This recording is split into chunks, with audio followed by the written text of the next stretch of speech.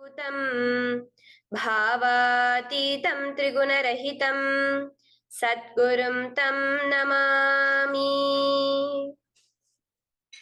Welcome to Nityananda Yoga, where we transcend the limits of conventional practice and dive deep into the source of our being, drawing from the original source of yoga itself.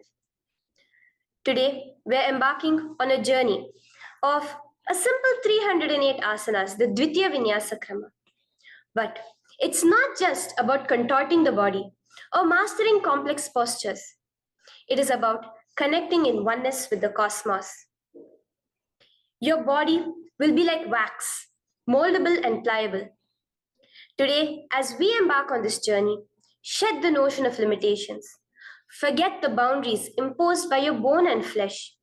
Instead, recognize yourself as the very source material of the cosmos, the consciousness from where we all come from.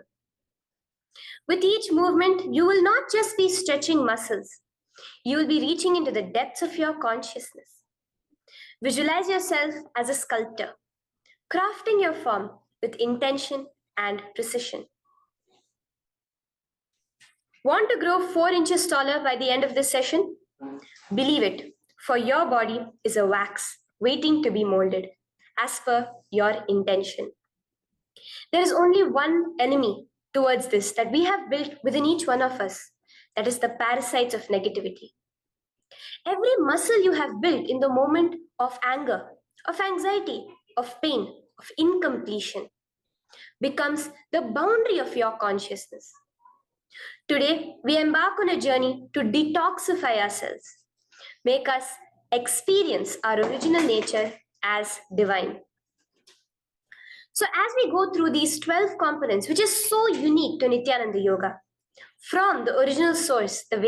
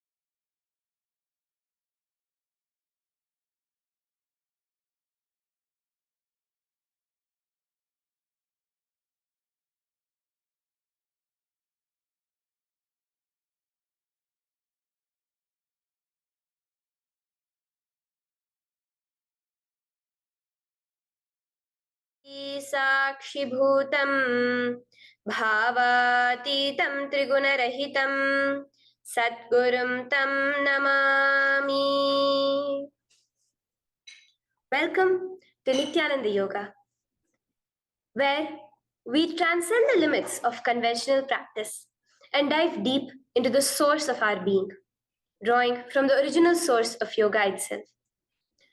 Today, we are embarking on a journey of a simple 308 asanas, the Dvitiya Vinyasa Krama. But it's not just about contorting the body or mastering complex postures. It is about connecting in oneness with the cosmos. Your body will be like wax, moldable and pliable. Today, as we embark on this journey, shed the notion of limitations. Forget the boundaries imposed by your bone and flesh.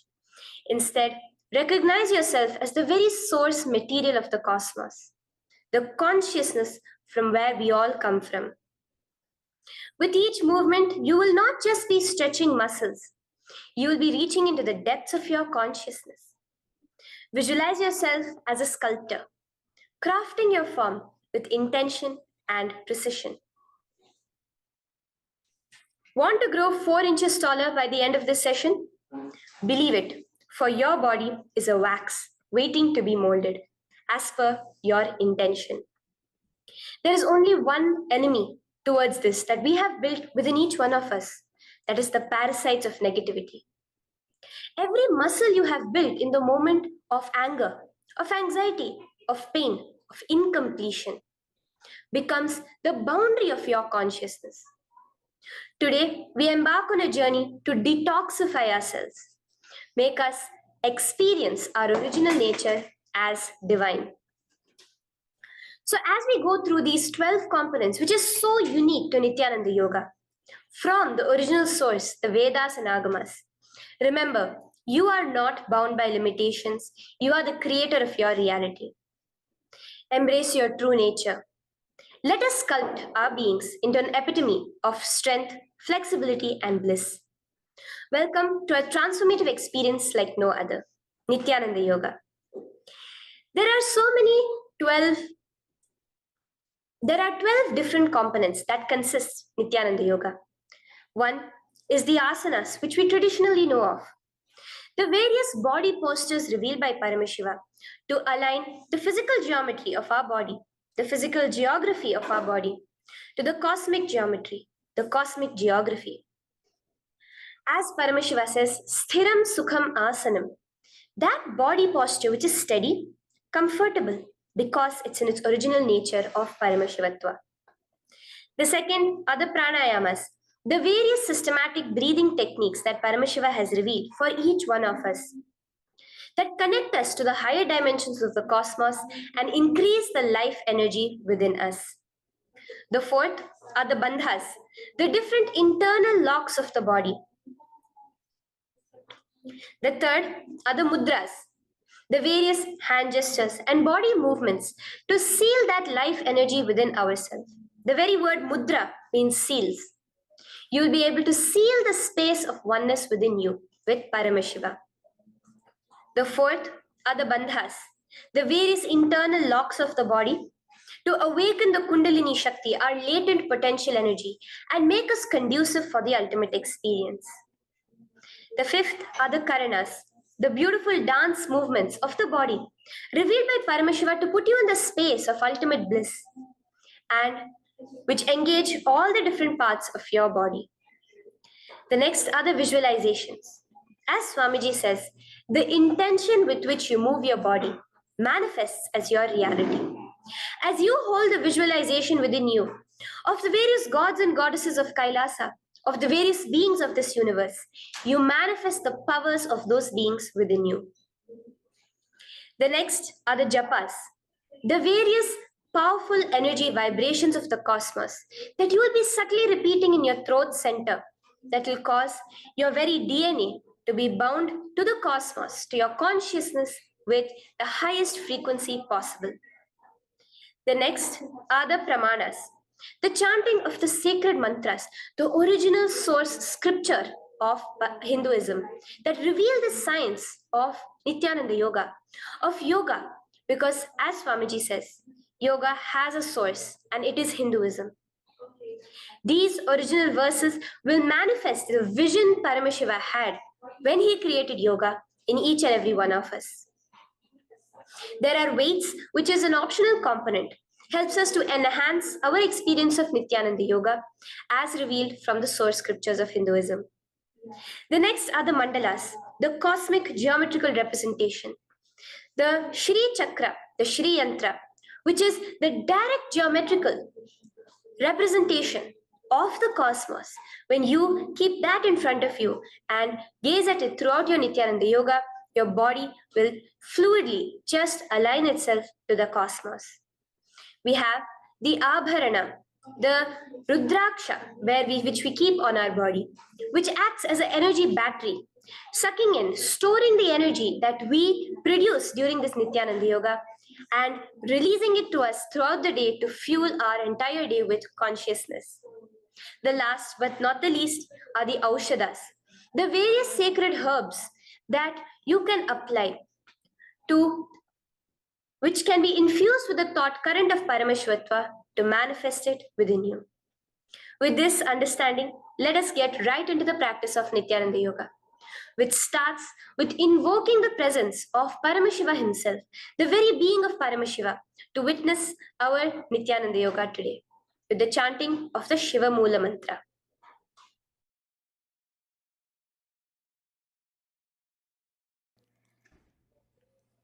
Let us now chant the Shiva Mula mantra 11 times internally. Om Ham Hom Shivaya Namaha. Om Ham Hom Shivaya Namaha. Om Ham Hom Shivaya Namaha. Om Ham Hom Shivaya Namaha. Om Ham Hom Shivaya Namaha. Om Ham Hom Shivaya Namaha. Om Ham Hom Shivaya Namaha. Om Ham Hom Shivaya Namaha. Om Ham Hom Shivaya Namaha. Om Ham Hom Shivaya Namaha. Om Ham Hom Shivaya Namaha. The next step of this ritual of yoga, as Swamiji reveals, yoga is a ritual, a methodology to connect yourself with the divine. As every ritual in Hinduism goes, we cleanse the three elements of our body, of the world, and of the ultimate with the Tattvachamanam.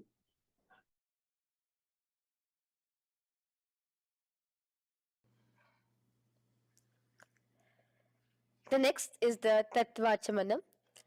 So now I request all the participants to have the Panchapatram and the Uddharani, the traditional cup and the spoon filled with some fresh water. Now,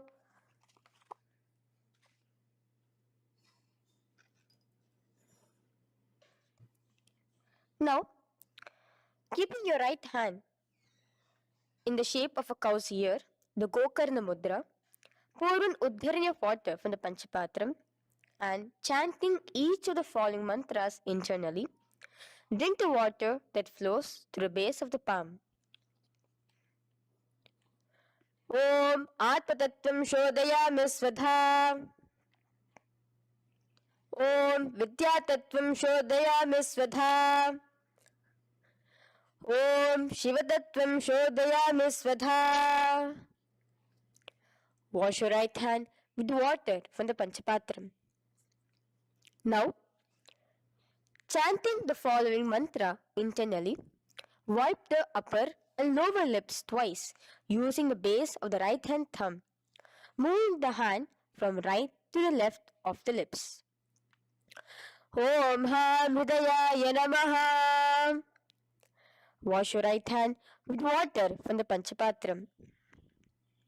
Now, with the tips of right hand index, middle, and ring finger touch above the upper lips and below the lower lips.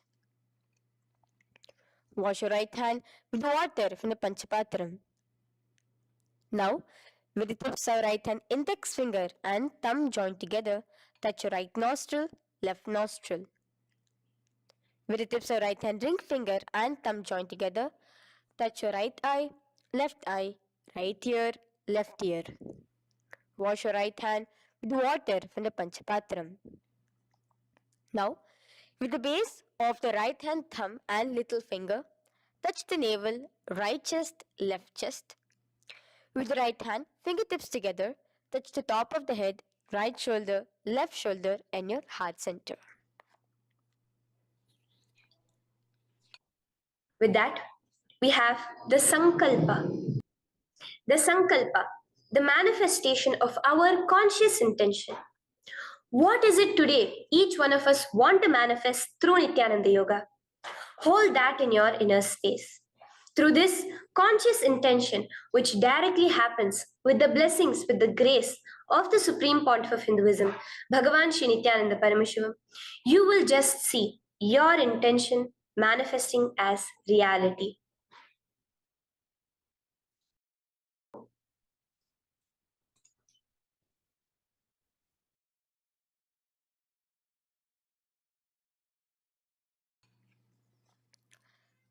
The next is the Sankalpa, the conscious resolution. So now I request all participants now to, with your right hand, cover your left palm, which is the Sankalpa Mudra, and keep both the hands on the right thigh. Continue to keep this mudra till the end of the Sankalpa. Om Mamopata Samasta Duritakshayaddvara Bhagavat Shri Nityananda Paramashiva Prityartham Shri Nityanandeshwari Paramashiva Shakti Sameta Shri Nityanandeshwara Paramashiva Prityartham Cha शुभे शोभने मुहूर्ते अद्य ब्रह्मणः द्वितीय पराध्ये श्री श्वेतवराह कल्पे वैवस्वतमन्वन्तरे अष्टाविंशतितमे नित्ययुगे प्रथमे पादे जम्बूद्वीपे भारतवर्षे भरतखण्डे मेरोः दक्षिणे पार्श्वे शखाब्दे अस्मिन् वर्तमाने व्यवहारिके प्रभवादीनां षष्ट्याः संवत्सराणां मध्ये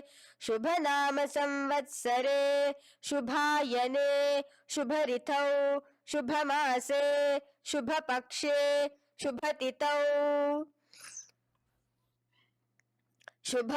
शुभवासरयुक्तायां शुभनक्षत्र शुभयोग शुभकरण एवं गुणविशेषण विशिष्टायाम् अस्यां शुभदितौ श्री कैलासोन्नत द्वादशान्त श्यामला पीठारूढ श्री मीनाक्षी सुन्दरेश्वरा भिन्न स्वरूप परशिवपुत्र रत्नकुमार गुरुमन्यतुल्यावतार श्री पार्वती स्तन्यपान लब्ध दिव्य ज्ञान विश्रुत सकल निगमागम सारभूत द्राविड वेद प्रवक्त्रे श्रीमत् परम शिव करुणा समधिगत मुक्तामय चतुरश्रयान गीयमान छत्र चामर श्री चिन्ह काहलादि समस्त बिरदावल्यलंकृत ज्ञान विज्ञान चक्रवर्ती सर्वजन संग सद्यो निर्वाण दीक्षा व्यापवर्ग वर्ष विश्रान जीमूत परमत कलभ केसरी शैव सिद्धांत स्थापनाचार्य श्री राजाधिराज पांड्य महाराज गुरु क्षपन शाक्यादि महांधकार निवारण ज्ञान भानु वीक्षणा नरहार ध्वजोच्छेदन पूर्वक श्रीमद वृषभध्वज स्थापक शैव समय कर्त्रे सर्वज्ञपीठारूढ श्री जगद्गुरु श्री ज्ञान संबंध देशिक स्वामी वागीश सुंदर माणिक्य वाचक स्वामिनां अवतार भूत श्री ज्ञान संबंध स्वामी पुनरुद्धृत श्यामला पीत सर्वज्ञ पीत त्रिनवद्युत्तर द्विशततम गुरु महासन्निधान अरुणगिरि योगीश्वर परंपरागत अरुणाचल सर्वज्ञ पीठ गुरु महासन्निधान कैलास परंपरागत कांची कैलास सर्वज्ञ पीठ त्रयष्टिंशदुत्तर द्विशततम गुरु महासन्निधान नित्योत्सव नित्य मंगल नित्य कल्याण नित्य रजित कैलास परंपरागत आदि कैलास नित्यानंद पीठ महासंस्थान महासिंहासन पीठ कर्त्रे साक्षात् श्री परम शिव समुद्भूत कैलास परंपरागत वैवस्वत मनि इक्ष्वाकु हरिश्चंद्र भगीरथ श्रीरामचंद्र सूरसेन इत्यादि अनवच्छिन्न सार्वभौम चक्रवर्ती परंपरागत चतुष्षष्टि योगिनी मंडित चतुष्षष्टि संप्रदाय प्रवर्तक मनुधर्म शासन सूर्यवंश प्राप्त सर्वज्ञ पीठ सुरांगी साम्राज्य मूधाभिषिक्त चूदामणे साक्षात् श्री परम शिव समुद्भूत कपिल महागुरु पुनरुद्धृत महानिर्वाणि पीठ अष्टोत्तर सहस्र श्री महामंडलेश्वर साक्षात् श्री परम शिव समुद्भूत श्री महागणपति समारंभ अनवच्छिन्न पीताधीश्वर गुरु परंपरा प्राप्त अतल पीठ अष्टोत्तर सहस्र श्री अतल पीताधीश्वर धर्म मुक्ति स्वर्गपुर स्वर्ण पीठ त्रयोविंश गुरु महासन्निधान कैलास परंपरागत आदिपीठ सर्वज्ञ पीठ जगद्गुरु श्री कैलास पुनरुद्धारक श्री कैलास परमाचार्य श्रीमत् परमहंस परिव्राजकाचार्य वर्य सच्चिदानंद प्रणव स्वरूप श्रोत्रिय ब्रह्मनिष्ठ श्रीमद् जगद्गुरु श्रील श्री भगवत श्री नित्यानंद परम शिव श्री ज्ञान संबंध देशिक परमाचार्य स्वामिनां प्रीत्यर्थं तेषां पादारविन्दयोः भक्ति सिद्ध्यर्थं गुरु कृपा कटाक्ष सिद्ध्यर्थं क्षेम स्थैर्य वीर विजय आयुरारोग्य ऐश्वर्याणां अभिवृद्ध्यर्थं धर्मार्थ काम मोक्ष चतुर्विध फल पुरुषार्थ सिद्ध्यर्थं समस्त दुरितोपशान्त्यर्थं समस्त मंगलावाप्यर्थं भगवत् श्री नित्यानंद परम शिव प्रसादेन सकुटुम्बस्य ज्ञान वैराग्य जीवन मुक्ति प्राप्त्यर्थं भगवत् श्री नित्यानंद परम शिव कृपा कटाक्षेन पूर्ण आरोग्य युक्त दृढ़गात्र यौगिक शरीर सिद्ध्यर्थं परम शिव शक्ति आविष्करणार्थं नित्यानंद योगाभ्यासं करिष्ये. Now wash your right hand with water from the Panchapatram. Om Apaupasprisya. Now, let's get started with the asanas. Okay? Sit first in a cross-legged position on the ground in Sukhasana. Bring your hands into the Bindu Mudra with your thumbs and index fingers touching each other. Place it on top of your knees. Here we have the Kumbhaka, the pranayama of Samana Kumbhaka. As you inhale and exhale, visualize flames licking up your spine. Do the bandhas, the locks, the Mahamudra Bandha, all three of the bandhas, where you are doing the Jalandhara Bandha, tucking in your chin to your chest, the Udyana Bandha, sucking in your stomach, and the Mula Bandha, clenching your perineum. For the first set of asanas, we have the japa Soham, which you'll be repeating in your throat center. As you do Sukhasana, visualize Lord Shiva in your inner space. The next asana is Parvatasana. Now, from the seated position, bring both your feet to the opposite thighs. Clasp your hands together in front of your heart center in the Anjali Mudra and raise it above your head. Keep your hands as straight as you can. Continue the Samana Kumbhaka and the Japa of Soham. Remain with all the three bandhas. The chin to your chest in Jalandhara Bandha, the stomach tucked in Udyana Bandha, and the clenched perineum in Mula Bandha. Here, visualize yourself as Mount Kailash. The next asana is Hali Pavasana. Now slowly bring your feet together in front of your body as you stretch it out a little further away. Now bring your hands behind your back and clasp the left hand by your right. Lean forward, placing your forehead on the ground as you continue to engage all the three bandhas. Here, gaze at your nose. Visualize Swamiji, the Supreme Pontiff of Hinduism, in your inner space.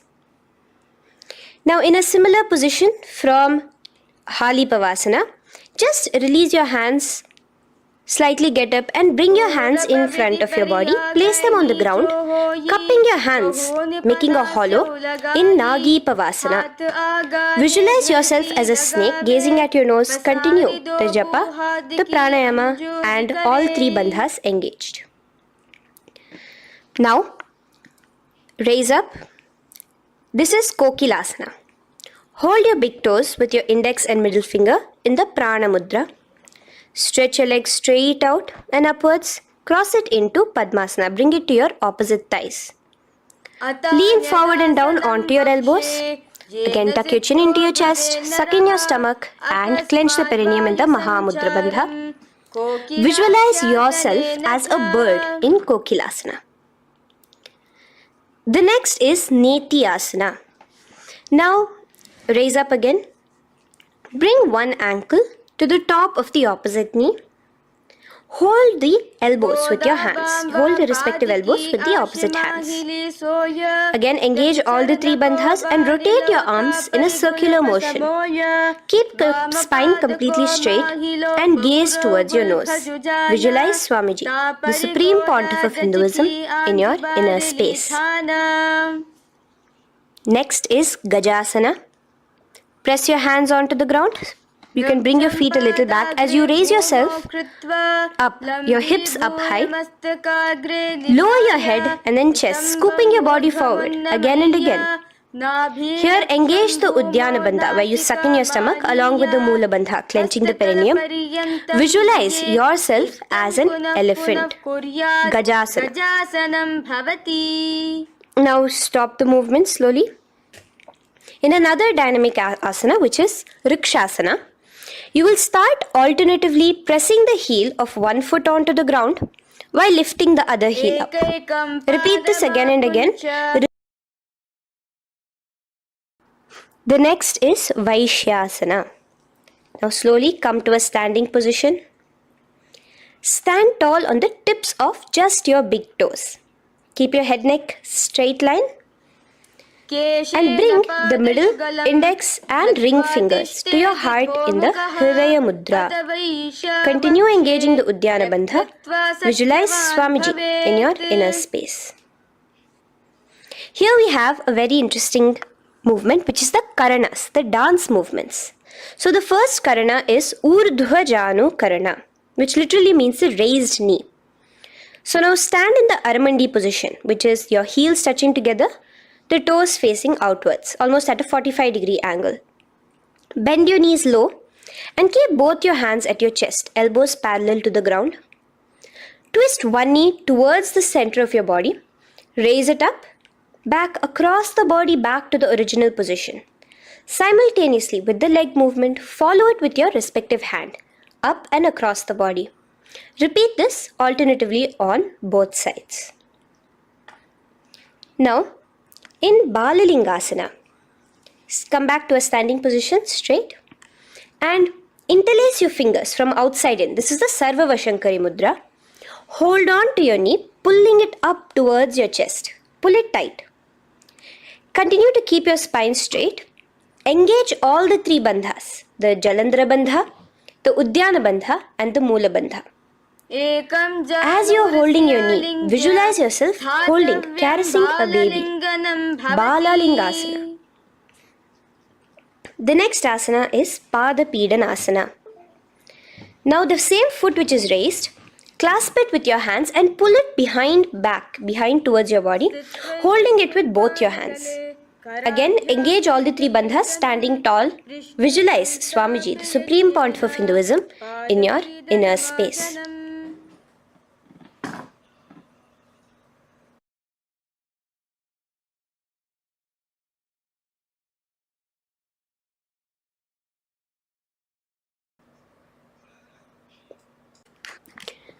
From here, let's enter into Natarajasana. Now, the same foot you're already holding behind your back, twist the same hand of that leg inwards and pull the leg back. Extend the opposite hand forward with the index and thumbs together, again in the Bindu Mudra. Now, pull the foot back and up while leaning forward in Natarajasana. Hold your balance here. Here you will be engaging only the Mula Bandha, visualizing yourself as Lord Nataraja, the Lord of Dance.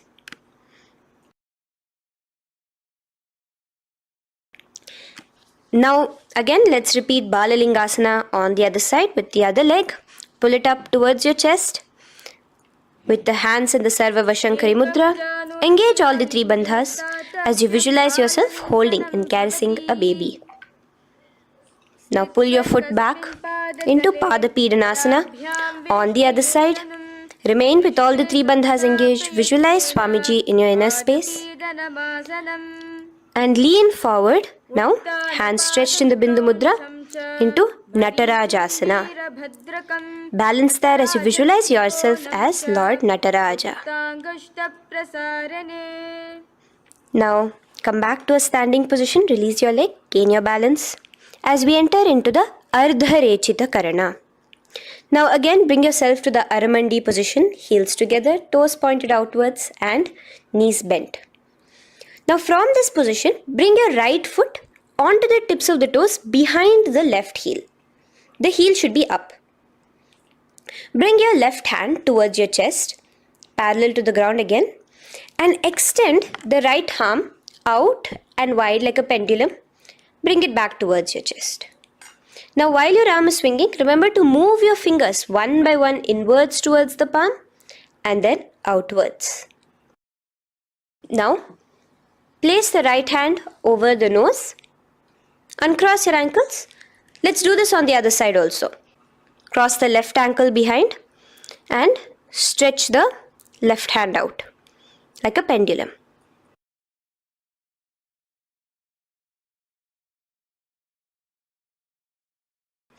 Bring it to your nose and cross the ankles. Now let us enter into the skeleton dance. It's a very powerful meditation. It cleanses the muscle memory. Any patterns which are there within your muscle memory can be completely wiped out through this skeleton dance. Just 2 simple steps. Now stand straight, visualize yourself as a skeleton. You can close your eyes. Just visualize yourself as pure bones. There are no muscles, no veins, no nerves, tissues, organs, nothing. Just bones, a skeleton form. And shake your body intensely. As a skeleton, you are moving yourself wildly, intensely. Just shake it all out. Move your hands, move your legs, your head. Let there be no bone in your body untouched. Just move it. Move wildly, shake. Literally feel yourself throwing all the patterns out of your system with the intensity of your shaking.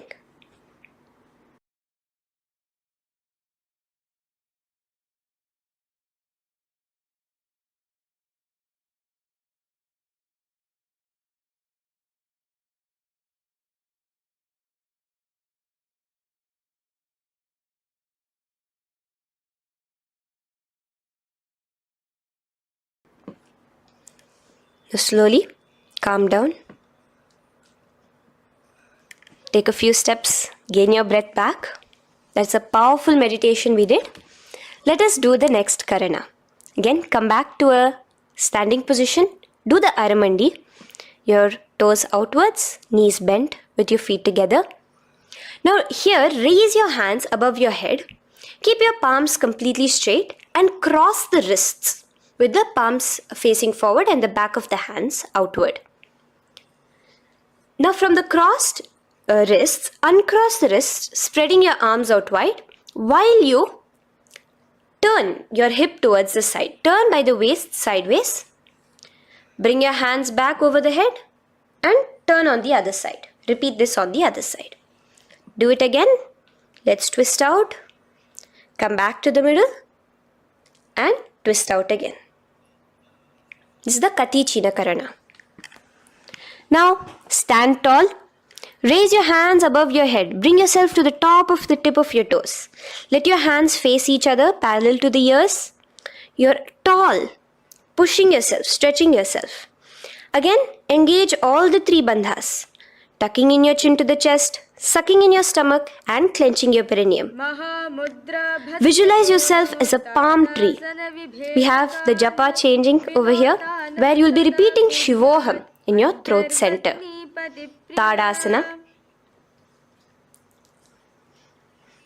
Now, as we enter into Uttanasana, relax and lean forward, bringing your hands on by the ground next to your feet. Keep your palms flat on the ground. Try your best.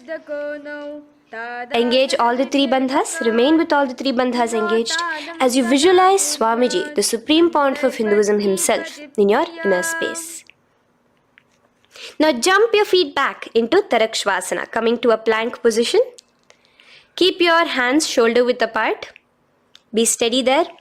Tuck in your chin to your chest in the Jalandhara Bandha as well as engaging the Mula Bandha. Now rotate your head while in the Jalandhara Bandha from shoulder to shoulder, side to side. This is Tarakshvasana. Visualize Swamiji, the Supreme Pontiff of Hinduism, in your inner space.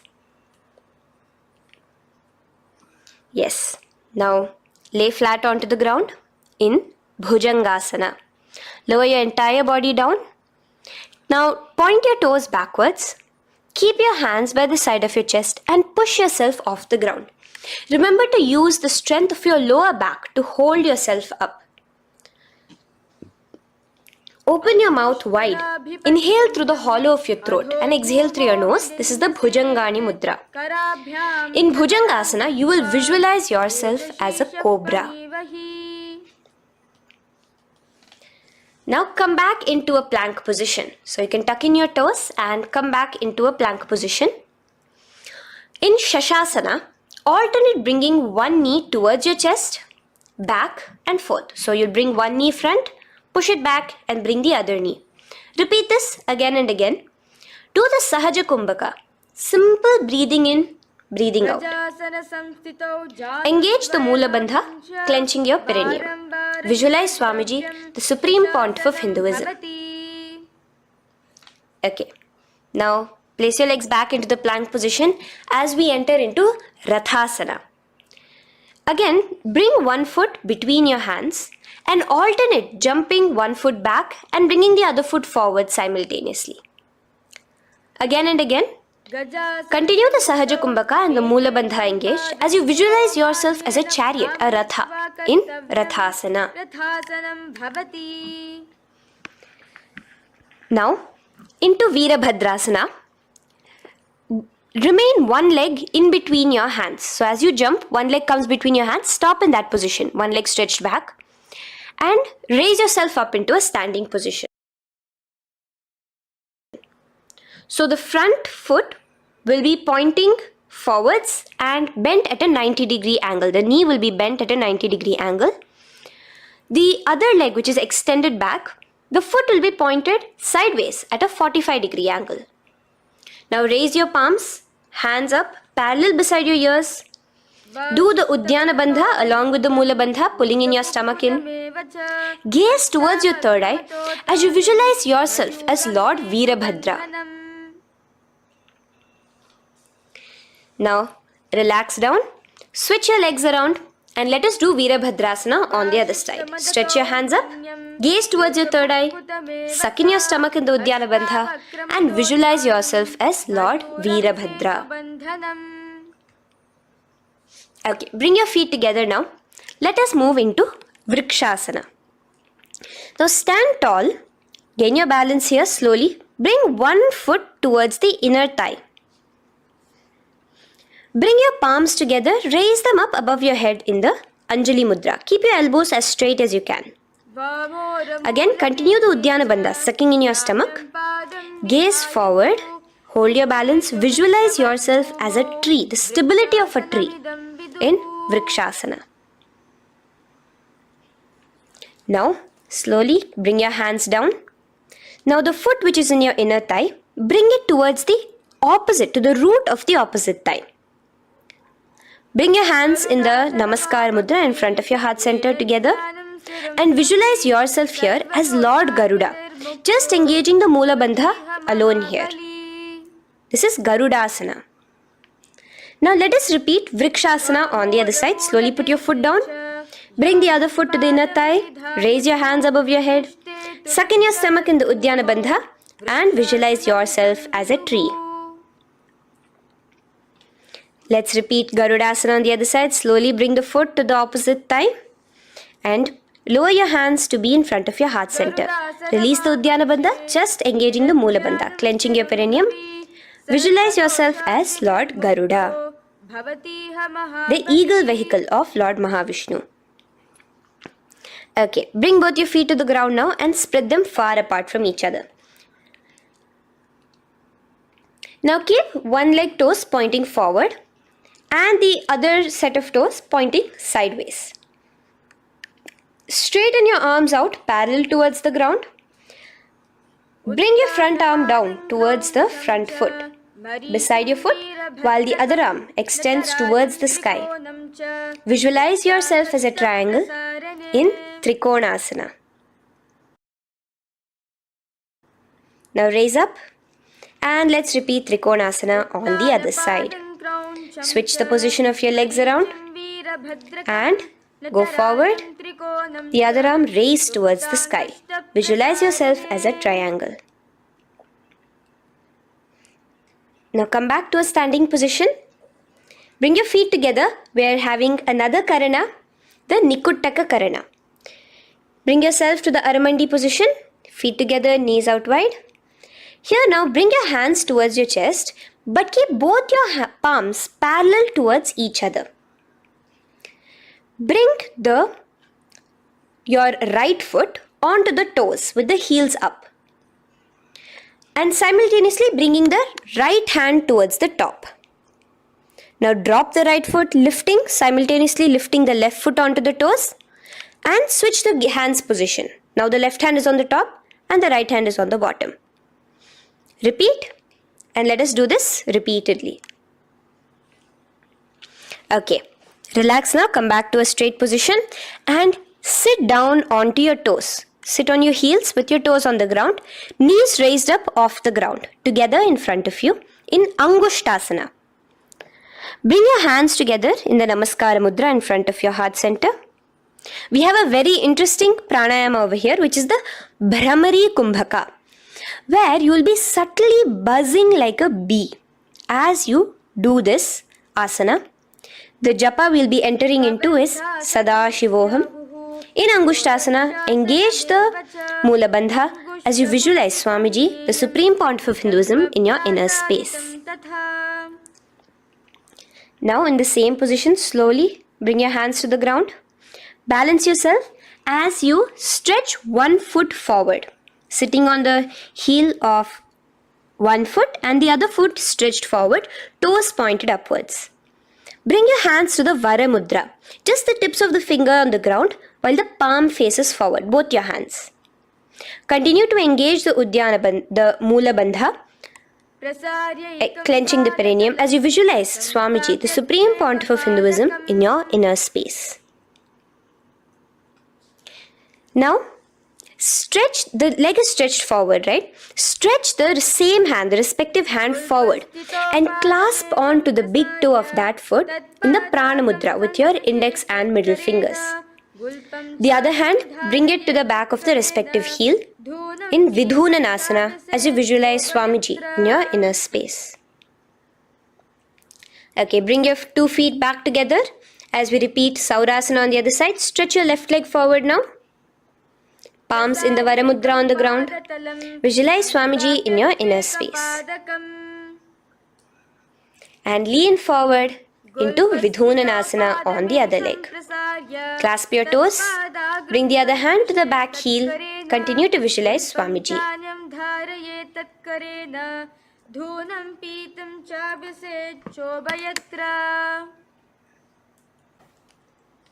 Now bring your 2 feet back together as you continue to sit on the heels, getting a nice toe workout here.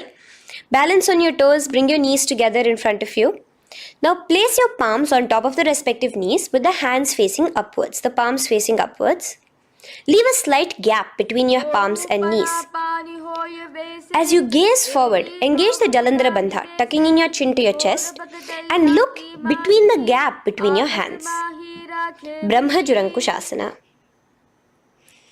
The next is Kapilasana. Now spread your knees wide and place them onto the ground. Keep your hands on the respective knees.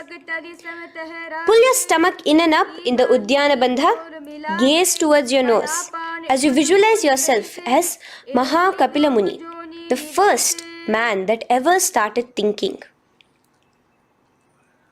In the same position, just release that Uddiyana Bandha. Release the lock of the stomach, but continue to clench your perineum in Mula Bandha as you switch your gaze to your third eye. So from your nose, switch your gaze to the third eye. Visualize Swamiji, the Supreme Pontiff of Hinduism, in your inner space. Bhadra Gorakshasana. Next is Suryasana. Now, your toes are tucked. Just lift your knees off the ground, wide apart. Bring your hands together in the Padma Mudra with the little fingers and thumbs joined together.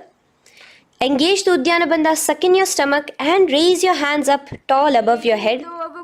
Slightly lean back as you look towards the gap between your hands. Visualize Lord Surya in your inner space.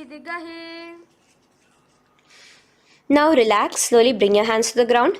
Sit on top of your heels, the toes flat.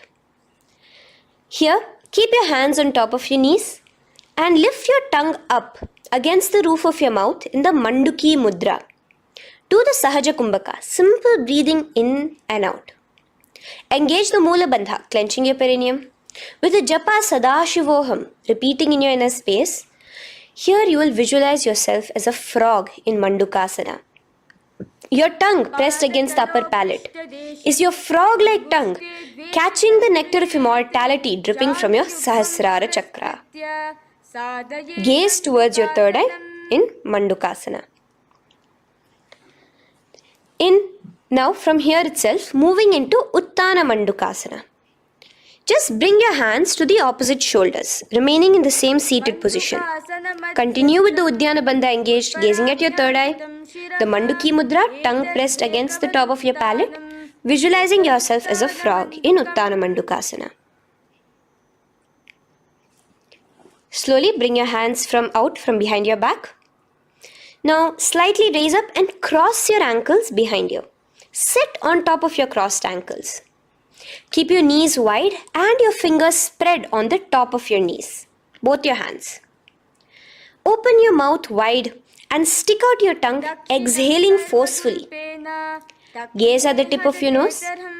Repeat this several times because you're visualizing yourself as a lion in Simhasana.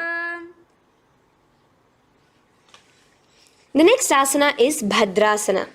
Now you can release yourself and uncross your ankles. Just keep your toes crossed behind you. Again, sit on top of your heels, keeping your knees wide apart. Cross your hands behind your back, hold on to the big toes in the Prana Mudra with your index and middle fingers. Apply the Jalandhara Bandha, tuck in your chin to your chest along with the Mula Bandha, sucking in your perineum. As you gaze towards your nose, Here, resume the Brahmari Kumbhaka, buzzing like a bee subtly in your inner space as you visualize Swamiji, the Supreme Pontiff of Hinduism, in your inner space. Now, bring your hands out from behind you. As you bring yourself to a squatting position. Keep your feet flat onto the ground as close together as possible, but your knees opened wide. Bring your body in between your knees, your torso in between your knees, and take your arms in and around your knees towards the back, clasping your fingers, interlacing your fingers behind you in the Parashu Mudra. Gaze towards your nose. Visualize yourself as a crow in Kakabhusandhiya Asana. The next asana is Kani Pavasana. Unclasp your hands and place them flat onto the floor. Keep them shoulder width apart for good balance. Now, slowly bring your knees to the back of your arms, above the elbows. Lean your chin forward and down. Keep your gaze steady as you lift your feet off the ground. In Kani Pavasana, visualize Swamiji, the Supreme Pontiff of Hinduism, in your inner space. Now in the same position, slowly lower your head to the ground and stretch your legs up high, forming a tripod between your two hands and your head in Kapali Asana. Gaze at your nose, continue the Brahmari Kumbhaka, continue engaging the Mula Bandha and the Japa of Sadashivoham. Visualize Swamiji in your inner space. The next asana is Parshva Mayurasana. Slowly bring your feet down. Yes, relax. And now squat on your toes with your knees together and twist your body. Place both the hands to one side of your knees. Now bring one of your elbows to the knee and the other of your elbows towards the hip. Lean onto your arms, balance, extending your legs out to the side. Gaze towards your third eye, visualizing yourself as a peacock. In Parshva Mayurasana, as you do the pranayama, the Rechaka Kumbhaka, let your exhalations be prolonged and your inhalations be slightly shorter. Now relax, bring your feet to the ground and bring your body to the other side of your knees as you repeat Parshva Mayurasana on the other side. Lean forward, stretch your legs, gaze at your third eye. Visualize yourself as a peacock. Now let's do Bhairaganathasana. Now come again to a plank position. Place your hands down, stretch your legs back and bring one foot around your shoulder to be placed in between both your palms. Gaze at your third eye. Just engage the Mula Bandha, clenching your perineum. Here, this is Bhairaganathasana. Visualize yourself as Lord Kala Bhairava. Slowly bring your foot out and bring the other foot in between your palms, remaining in the plank position. Continue to visualize yourself as Lord Kala Bhairava in Bhairaganathasana on the other side. The next asana is Unmukha Pithasana. Now from the same plank position, bring your forearms onto the ground. Be steady as you walk your feet closer towards yourself, forming like a slight mountain. In Unmukha Pithasana, gaze at your third eye. Continue the Rechaka Kumbhaka. Visualize Swamiji in your inner space. The next asana is Vasishthasana. Now, just raise yourself onto one of your hands. So, release your forearms off the ground and raise yourself onto your right arm. And keep your body completely parallel to the ground as you raise your left arm straight above your head. Visualize yourself as Rishi Vasishta as you do the Vasishthasana. Gaze towards the hand on the top. Now slowly bring that hand down. As you switch the hands, bringing your right hand up towards the sky. Balance there, completely straight on your toes. As you visualize yourself as Rishi Vasishta, the Guru of Bhagavan Sri Rama. Now, bring your feet forward into Anjani Asana. So here you will be sitting on your hips with your legs pointed forward And sit on top of your hands. So keep your palms facing upwards and sit on both your palms as you tuck your elbows into your body. Do the Rechaka Kumbhaka, continue the Rechaka Kumbhaka. Engage the Jalandhara Bandha, tucking in your chin to your chest, gaze at your nose, visualize yourself as Lord Hanuman in Anjani Asana. Now, slowly release your hands from under your body as you lean forward into Paschimottanasana. Clasp your respective toes with your index and middle finger. Lean forward and down, bring your elbows to the ground, your forehead towards your knees. Engage all the three bandhas, the Mahamudra Bandha. As you visualize Swamiji, the Supreme Pontiff of Hinduism in your inner space, with a new japa, Mahasadashivoham, starting here.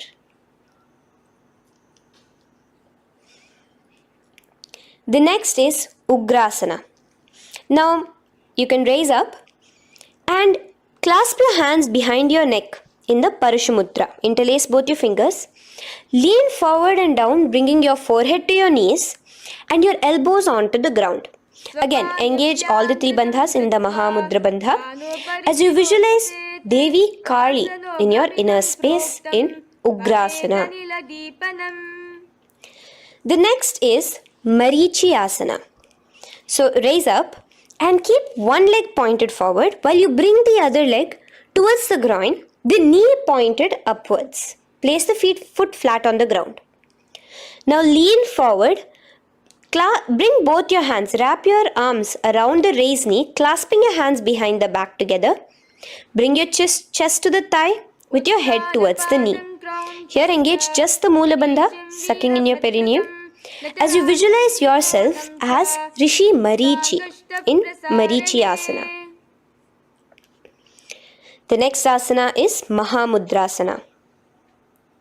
Now slowly raise up and the raised knee, let it rest by your side with your leg towards the inner thigh of the opposite leg. Now again reach down, hold your foot, bring your elbows to the ground, your forehead to your knees. Engage all the three bandhas in the Mahamudra Bandha. Gaze at your nose, visualize Swamiji himself in your inner space. Raise up. Let's repeat Marichi Asana on the other side. Bring the other foot straight while the other foot comes into the groin. Knee up. Lean forward, clasping your hands behind your back. Visualize yourself as Sage Marichi. Now from here, raise up, engage all the three bandhas as you let your knee fall to the side. Lean forward, clasping the foot. Gaze at your nose. Visualize Swamiji in your inner space in Mahamudrasana on the other side. Now, bring yourself to a seated position. Sit and bring the soles of your feet together. Bend your knees and keep your heels as close towards you as possible. While try to touch your knees to the ground. Clasp your feet together with both your hands. Maintain a straight spine. Gaze towards your nose in Bhadrasana 2. Visualize Swamiji, the Supreme Pontiff of Hinduism, in your inner space. The next asana is Gwali Pavasana. Now, keeping your feet together, just bring your hands towards the respective knees. Just lightly place them there. Tuck your chin to your chest in the Jalandhara Bandha, continuing to engage the Mula Bandha, clenching your perineum. As you gaze at your nose, visualize Swamiji, the Supreme Pontiff of Hinduism, in your inner space. Now, push your soles slightly further away from you. The joined feet, push it further away from your body. And lean forward, keeping both your hands, the fingers inside of the feet. Hold the soles of your feet. Lean forward and down. Bring your forehead to the ground. Gaze at your nose. Visualize the Yoni Mandala in your inner space. In Joni Asana. The next is Midiki Pavasana. Raise up. Stretch your arms out wide beside your body as you lean forward, your arms going over your knees. Bring your forehead to your feet. Continue to gaze at your nose. Visualize Swamiji, the Supreme Pontiff of Hinduism, in your inner space. Now, in Siddha Samadhi Asana, raise yourself up. Now, put your hands, your forearms, underneath the calves of the respective legs. Let your palms face up towards the sky as you bring your head down to your feet. Gaze at your nose as you visualize Lord Surya in your inner space in Siddha Samadhi Asana.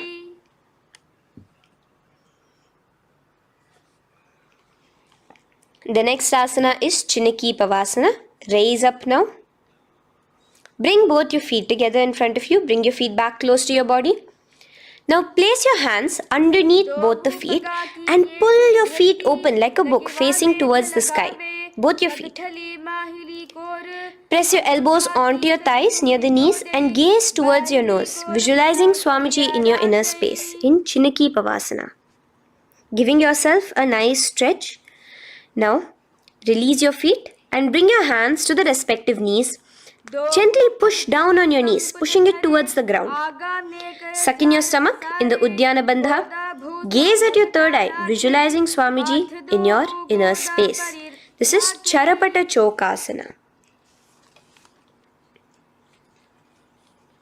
The next asana is Bhairavasana. Now, continuing to remain with your feet together, you can use the help of your hands to bring your toes onto the ground with your heels pointed upwards. Just push yourself and try to do it. Continue to remain with the Uddiyana Bandha engaged, your stomach sucked in. Bring your hands to the Bindu Mudra with the index and thumbs together on top of the knees. Gaze at your third eye. Visualize yourself as Lord Kala Bhairava in Bhairavasana. The next asana is Samanasana. So slowly you can bring your feet out from underneath. Take now one foot towards your chest, holding with both your hands as the other foot rests by the perineum. Pull the sole onto your chest. Gaze at your third eye. Visualize yourself holding the breath in the Mooladhara Chakra, the Chaturdala, the 4-petal lotus of your body. Gaze at your third eye. Visualize Swamiji, the Supreme Pontiff of Hinduism, in your inner space in Samanasana. From here, let's move into Apanasana. Now, the foot that you have towards your chest, just bring it over your shoulder and place both your palms onto the ground beside you. As you lift the leg by your perineum, stretch it out and lift it up high into the sky in Apanasana. Gaze at your third eye, visualizing Swamiji in your inner space. Let's repeat Samanasana on the other side. Bring your foot down. Clasp the other foot towards your chest. Gaze at your third eye, visualizing Swamiji in your inner space. And bring the foot onto your shoulder as we repeat Apanasana on the other side. Stretch your leg out straight in front of you, up high towards the sky, gazing at the third eye, visualizing Swamiji in your inner space. Okay, relax slowly. Let's move into Gomukhasana. Now, sitting in a seated position, cross one leg over the other, like over, and align the knees together at the center of your body and the feet by the opposite hips. Place both your hands on top of the stacked knees. Gaze at your nose. Here we have a beautiful pranayama, very cooling pranayama, which is the Sheetkari pranayama, where you will be inhaling through your clenched teeth with your tongue pressed against behind your teeth and exhaling through your nose, creating a hissing sound. The japa will be for the next sequence of asanas. Om Nityanandoham. Visualize the face of a cow in Gomukhasana. Now keep your knees crossed. From the knees, bring your hands towards the respective toes on the side of the body. Clasp the big toe in Pranamudra. Suck in your stomach in the Uddiyana Bandha. Visualize yourself as Rishika Anasuya in Anasuyasana. Now in Anusuyasana 2, just bring your hands behind your back, clasp together, interlaced fingers in the Parashamudra. Lean forward and down. Try to bring your nose to touch the ground in front of you. Just visualize yourself as Rishika Anasuya and gaze at your nose. Anusuyasana 2. Raise yourself up now. Now bring one foot towards the perineum, knee resting on the ground. Raise your other foot with the foot in front of the lying down, a foot, knees pointed upwards towards your chest. Place your hands on the respective knees. Keep your spine tall, chest out. Gaze at your nose. Visualize yourself as Lord Garuda, the eagle vehicle of Bhagavan Mahavishnu. Garudasana 2. From here, moving into Naradasana. Now, keep both your hands, bring both your hands behind your neck and clasp them in the Parashamudra. Interlace your fingers behind your neck. Twist outward of the raised knee. Just keep your whole body outside of the raised knee. Gaze towards your third eye, visualizing yourself as Devarishi Narada in your inner space. From Naradasana, let's enter into Matsya Asana. Place one foot on the top of the opposite thigh. Wrap your respective arm across the knee, holding on to the opposite shin. Extend the opposite hand straight. Hold on to the respective toe with the index and middle fingers in Prana Mudra. Gaze towards your nose. Visualize Matsyavatara, the fish form of Bhagavan Mahavishnu in your inner space in Matsya Asana.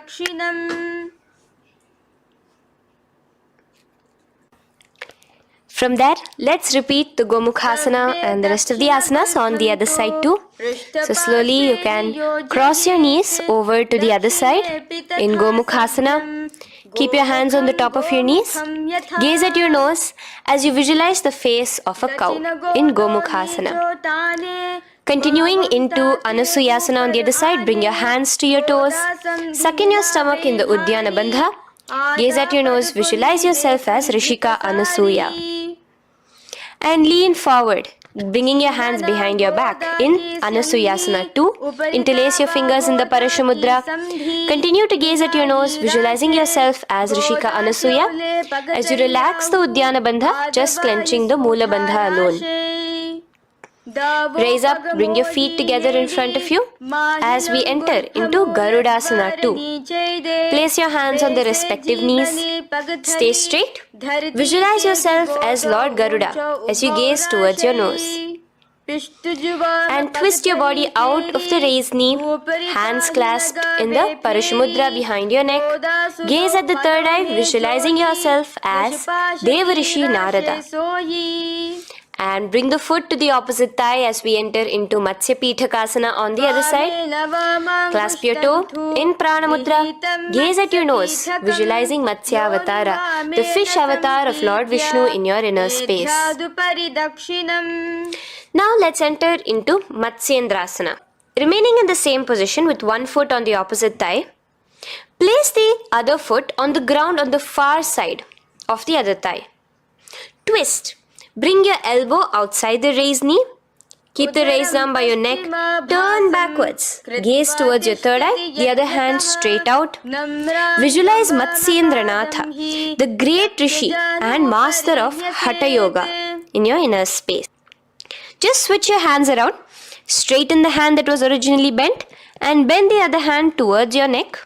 As we enter into Kubhasana, visualize yourself as a camel. Continue to gaze at your third eye. Now, straighten out both your hands straight out in the same position. Continue to gaze at your third eye, visualizing Matsyendranatha, the master of Hatha Yoga in your inner space. Now slowly take your foot off from the thigh. As we enter into Matsyendrasana on the other side, bring the other foot to the thigh. Place the other foot on the far side. Twist, bringing your elbows outside of the raised knee, hands on the head. The other hand stretched out back. Twist, gazing at your third eye. Visualize Matsyendranatha in your inner space. Switch the hands around as we enter into Kubhasana on the other side. Remember to visualize yourself as a camel. Now stretch both your hands out in Matsyendrasana 2 on the other side. Visualize Matsyendranatha in your inner space. Now, with one leg on the thigh, bring the other foot too to the opposite thigh in Padmasana. Place your palms on the respective knees. Engage all the three bandhas in the Mahamudra Bandha, tucking your chin to your chest, sucking in your stomach and clenching your perineum. We have a new pranayama here, which is the Shitali Kumbhaka, where you will continue to inhale through the teeth without creating the hissing sound, and exhale through your nose. A new japa of Om Nityananda Mahasadashivoham starts here. Gaze at your nose in Padmasana, visualizing yourself as Bhagavan Paramashiva. Now, keeping your legs in the same position, just cross your hands over each other, clasping onto the toes with your index and middle fingers in the Prana Mudra. Gaze at your nose, visualize yourself as Devi Parvati, the consort of Lord Paramashiva in Padmasana 2. Now, uncross your hands. Take your hands and insert it into the gap between your thighs and your calves. Put both your hands within and pull it out on the other side. As you balance on your hands, lifting your whole body off the ground, visualize yourself as a rooster in Kukkutasana. Now relax. Take your hands out from inside your feet as we enter into Baddha Keki Asana. Place your hand onto the ground as you raise up on your knees. Place your palms on the ground, fingers pointing towards the legs. Now keep your elbows together, pressed against your navel. Slowly lean forward, balancing, and extend your knees off the ground, visualizing Swamiji in your inner space. In the same position, stretch your legs out behind you. In Mayurasana, visualize yourself as a peacock. Hold your balance. Relax now. Yes, relax flat onto the ground into Makarasana. Lay down completely flat. Keep your feet pointing outwards, far away from each other. Place your forehead on the mat. Interlace your fingers behind your neck in the Parishamudra. Just relax, visualizing yourself as a crocodile as we go back to the Sahaja Kumbhaka, the simple breathing in, breathing out. Just keep the Mula Bandha alone engaged.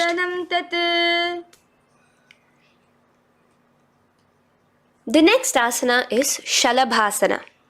Now lay on your stomach and place your hands on the ground beside the chest. From the laying position, raise your legs up. Use your core strength to bring your thighs off the ground.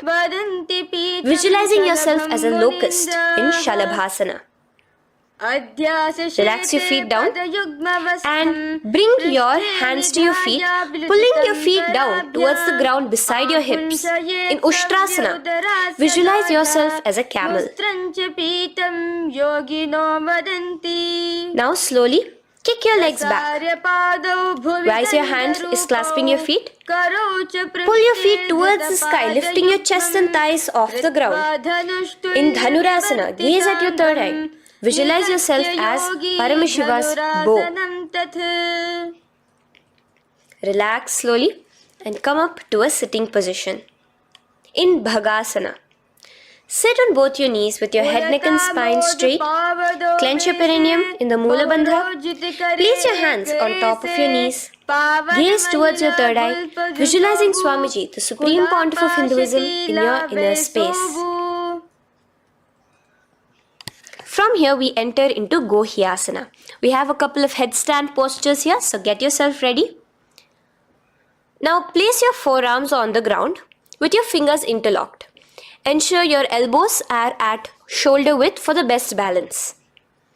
Place the top of your head on the ground, holding your head with your hands. Slowly walk your toes forward until your hips are in a straight line with your shoulders, and just kick your feet up slightly. Make sure not to lose your balance. Keep your knees bent together at your chest, toes pointed upwards. Gaze to your nose, visualizing Swamiji in your inner space. From here, stretch your legs out into Shirasasana, continuing to hold the balance there as you continue to gaze at your nose, visualizing Swamiji in your inner space. Bring your feet to the ground, relax slowly. The next asana is Podhyasana. So come to a seated position. Bring your hands behind your calves, stretching your legs up and your forehead to your knees. Visualize Swamiji in your inner space. Here we have a new kumbhaka, which is the Bhastrika kumbhaka, where you will be exhaling forcefully, making the sound of a bellows. Podhyasana. The japa for this next series is Om Nityananda Paramashivoham, the Mahavakya. Relax yourself. Continuing to remain balanced with your legs up, just bring your hands to the opposite shoulders. In Parighasana, visualize yourself as a mace as you gaze towards your third eye. Now relax. Keep your elbows and palms onto the ground as your legs are raised. Visualize yourself as a boat in Naukasana. Continuing to gaze towards your third eye, remember to continue the Bhastrika Kumbhaka. Forceful exhalation. Now, continuing to keep your balance, just bring your hands to your feet and scoop your hands underneath the heels, pull it towards the chest. Keep your spine upright, gaze towards your nose. Visualize yourself as Lord Rudra in Rudrasana, the most ferocious form of Paramashiva. Now lay on your back, so you can remove your hands from underneath your feet and lay on your back. With your feet flat on the ground, knees pointed upwards. Now place your palms down. Just let your fingers touch the back of your heel. Do not clasp your feet. Lift your hips up high, pressing the feet onto the ground. Chin tucked to the chest in the Jalandhara Bandha automatically. Gaze at your nose, visualizing Swamiji in Unmukha Pithasana 2. Now lay onto the ground in Shavasana. Just lay completely flat with your palms facing upwards by the side of your body. Just unclutch from any movement happening within you. Visualize your body is dead. The Supreme Pontiff of Hinduism, Swamiji, is just liberating you. Just let your awareness, your energy completely pervade your body in the Shakti Chalan Mudra as you continue to vibrate with the Mahavakya.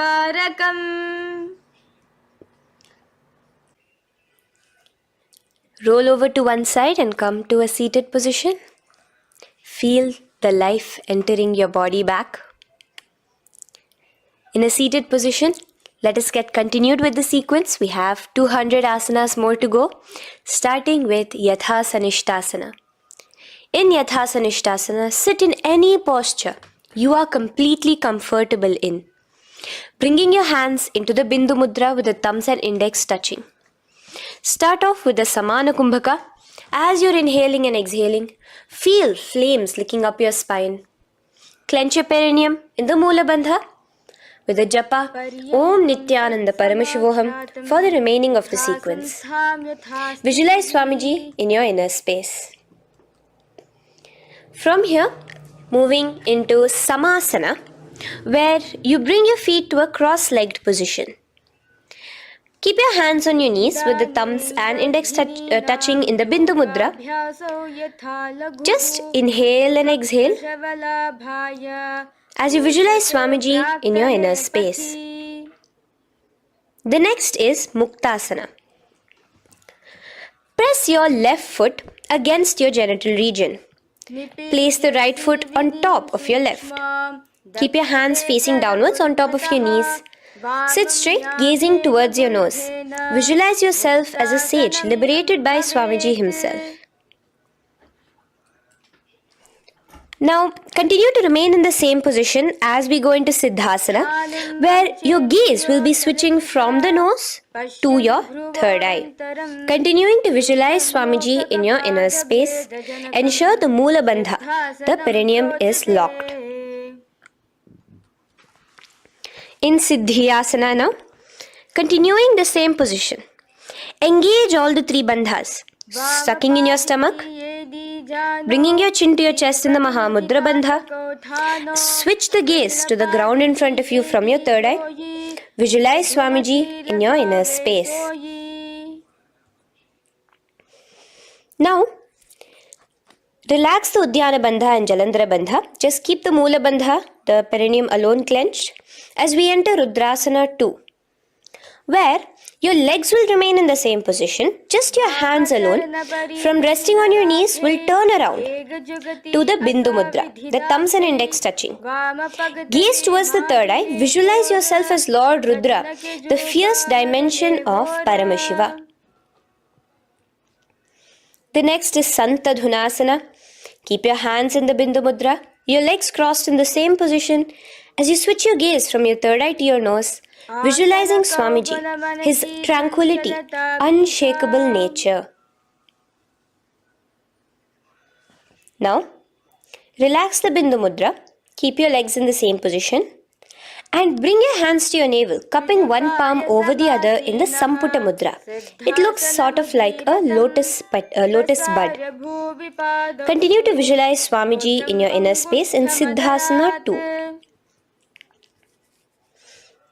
The next asana is Bandha Yoni Asana. Maintaining one heel over the other in the same position of the legs, bring your hands to your face in the Shanmukhi Mudra. So just listen carefully now. Bring your little fingers beneath the bottom lip of both hands. Your ring fingers above your upper lip. Your middle fingers closing your nose, your nostrils. Your index finger covering your eyes. And your thumbs pressed into your ears. This is Bandha Yoni Asana, visualizing Swamiji in your inner space.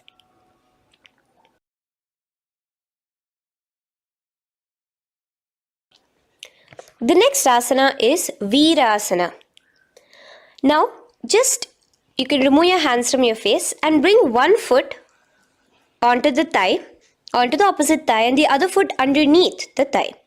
Keep your hands in the Bindu Mudra, thumb and index fingers together on the top of your knees as you embody the space and state of bravery, Veera, in Virasana. Now, changing the leg position again as we enter into Valmikasana, keep your left heel on the right side of the generative organ, toes under the thigh. Keep your right foot on top of the left leg, toes by the knee. Again, bring your hands into the Bindu Mudra on top of the knees. Gaze towards your third eye. Visualize Rishi Valmiki, the poet, the first poet and author of Ramayanam. The next asana is Joni Mudrasana. So you're going to remain here as you switch your gaze to your nose, visualizing the Yoni Mandala, a beautiful formation, divine cosmic geometry, representing Devi, Shakti, a symbol of the creative energy of the universe in Joni Mudrasana. In the same position, switch your gaze to your third eye, continuing to visualize the Yoni Mandala in your inner space. Now, let's move into Bhadrasana 3. So bring your feet, the soles of your feet together, uncross them and bring them together in front of your body. Hold it with both your hands, pulling it against you. Push your knees down towards the ground. As you gaze at your nose, suck your stomach in the Udyana Bandha. Visualize Lord Veerabhadra in your inner space. Bhadrasana 3. In the same position, we are entering into Aghorasana, where your left hand will rest on top of the left knee, while your right hand comes towards your face. Now, do the Khechari Mudra, where you are bringing your tongue towards the upper palate, gazing towards your third eye. Now, with your right hand, cover your mouth, close the left nostril with your index finger, inhale through the right nostril. Close both the nostrils, hold your breath and exhale through the left nostril in the Abhyantara Kumbhaka. Repeat this on the other side. Visualize yourself as an Aghori, completely dedicated to Paramashiva in Aghorasana. The next asana is Kaneri Pavasana. So you can distance your feet a little away from your body. As you lean forward, place your elbows onto the soles of your feet and rest your chin on your palms. Gaze at your nose, suck your stomach in Udyana Bandha. Here, continuing with the Rechaka Kumbhaka, where your exhalations are prolonged than your inhalations, visualizing yourself as a female elephant drinking water in Kaneri Pavasana. The next asana is Parasana. So now, come to a seated position, raise yourself up and keep your knees raised. Bring your hands underneath your knees, between your calves and thighs, and clasp them together. Interlace your fingers in the Parashamudra in front of your navel. Lift your feet off the mat. Visualize Swamiji, the Supreme Pontiff of Hinduism, in your inner space as you gaze at your nose in Parasana. The next asana we'll be moving into is Gopi Chandasana. Now take your hands out from in between the feet as you let your feet rest on the ground. Take your hands out from underneath your calves. Interlace your fingers around the feet with the soles of the feet together and raise it up towards your chest. Rest your knee on top of your feet. Gaze at your nose. Embody the state and space of a king in Gopi Chandasana. The next asana is Udarasana. So now just quickly release your legs, bring your hands underneath your calves and hold on to your feet again from inside out. Both your feet together. Bring your feet up to your chin, resting your chin on top of the interlaced fingers. Bring your feet to your chest, gaze at your nose, visualizing your body, the Supreme Pontiff of Hinduism, free from any defects in Udarasana. Now, in the same position, just lift your legs up towards your head. Let the top of your hands come towards the top of your head, your forehead. And this is Visesha. Visualize yourself excelling in everything in this posture. Now, slowly relax. Keep your hands underneath your shins as you take your hands up to the shoulder, pulling your hand and interlacing your fingers behind your neck. In Bhujasana, visualize yourself as a cobra. The next asana is Kalyanasana. So in the same seated posture, bring your hands around from behind your neck, remove them and put them around your back, interlacing the fingers behind you. Gaze at your nose. Visualize yourself as a beautiful, auspicious goddess in Kalyanasana.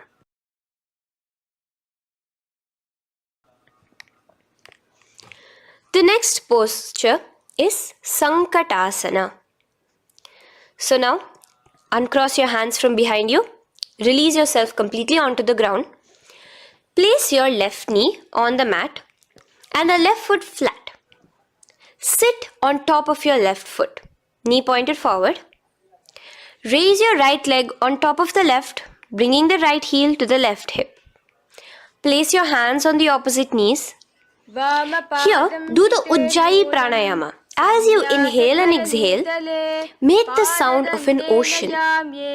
Visualize yourself as a swan, a beautiful swan in Sankatasana. The next is Dhenukasana. Just in the same position, slide your left heel to the left hip. Keep your right knee on top of the left. Place both your hands on your right thigh. Visualize a cow in your inner space as you suck your stomach in the Udyana Bandha, Dhenukasana. Now slowly uncross your legs as we move into Matsyendrasana. Place the right foot on the left thigh, the left foot on the right knee. Bring your left hand behind your back, hold the right thigh. Twist a little bit. Place your right hand on your left thigh. Twist your body, gaze towards your third eye, visualizing Swamiji in your inner space. The next asana, Matsyendrasana 2, just untwist your body. As you clasp the respective toes of both your feet with your hands, lean forward and down, bringing your forehead to the ground in front of your feet. Visualize Swamiji, the Supreme Pontiff of Hinduism, in your inner space. Raise up now. Keep your legs in the same position. We have the Guru Asana. Interlace your fingers together and place it over the topmost knee. Suck in your stomach in the Udyana Bandha, clench your perineum in the Mula Bandha, tuck your chin to your chest in the Jalandhara Bandha. As you engage all three bandhas, visualize Swamiji in your inner space. Let us now repeat Sankatasana on the other side. So, you can release your hands, your legs as you cross the other leg over. Visualizing yourself as a swan, remember to put your hands on the opposite knees. The next asana, Dhenukasana, repeating it on the other side. Slide your leg out, bring both your hands to the topmost knee. Suck your stomach in the Uddiyana Bandha. Visualize a cow in your inner space. Matsyendrasana again, repeating it on the other side. Bring your legs to the cross-leg position. Twist your body around as you gaze at your third eye, visualizing Swamiji in your inner space. Untwist as we enter into Matsyendrasana 2 on the other side. Hold on to your feet, bring your forehead to the ground, continuing to visualize Swamiji in your inner space. Slowly raise up and let us do Guru Asana on the other side. Engage all the 3 bandhas in the Mahamudra Bandha. Interlace your fingers, place it on top of your knee. Continue to visualize Swamiji, the Supreme Pontiff of Hinduism, as we do Guru Asana.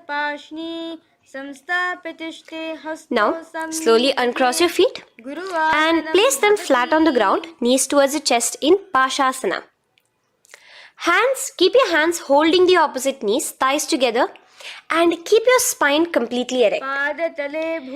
Continue the Khechari Mudra, where your tongue is pressed against the roof of your mouth. As you gaze at your third eye, visualize Swamiji in your inner space. Continue the Ujjayi Kumbhaka. As you breathe in and out, make the sound like an ocean. Now in the same position, just bring your chin towards your knees in Bodha Shokasana. Lean forward, gazing at your nose, and visualize Swamiji, the abode of bliss in your inner space. Now raise up and bring your hands, uncross your hands, bring your hands underneath your knees, clasping the opposite elbows in Kurakatasana.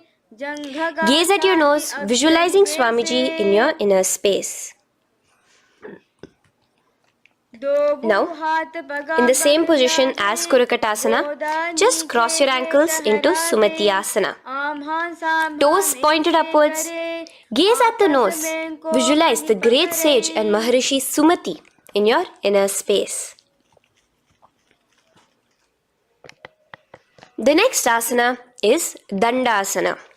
Extend your feet out straight in front of you. Keep your arms straight above your head. Interlace the fingers from inside out. Let your wrists point outwards. Engage the Mahamudra Bandha, all the 3 bandhas.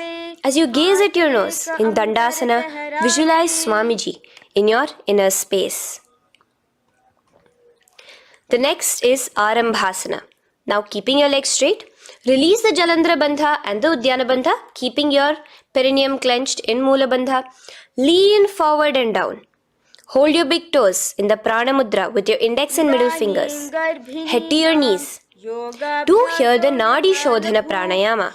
Inhale through the left nostril, hold and exhale through the right. Visualize Swamiji in your inner space. The next is Bhidokasana. So, slightly raise your body up and bring your hands underneath your knees, extending your knees slightly up. Keep your heels a bit apart from each other and clasp your feet. Bring your shoulders down, wrapping your hands around your legs. Gaze towards your third eye, visualizing Swamiji in your inner space. So from here, let's enter into Jalandhari Pavasana. So you can actually remain in the same position with your hands underneath your calves and just bring the soles of your feet together. You might want to bring your body closer. Place your head on top of your feet with the palms facing upwards on the ground. Gaze at your nose. Visualize Swamiji in your inner space. Now slowly bring your hands out from underneath and come to a seated position. Stretch your legs out as we enter into Urdhva Paschimottanasana. Here we have a new Kumbhaka, the Pratyahara Kumbhaka, where you will feel your breath coming from your Mooladhara Chakra up to the Brahmarandra above the Sahasrara. This is the Pratyahara Kumbhaka.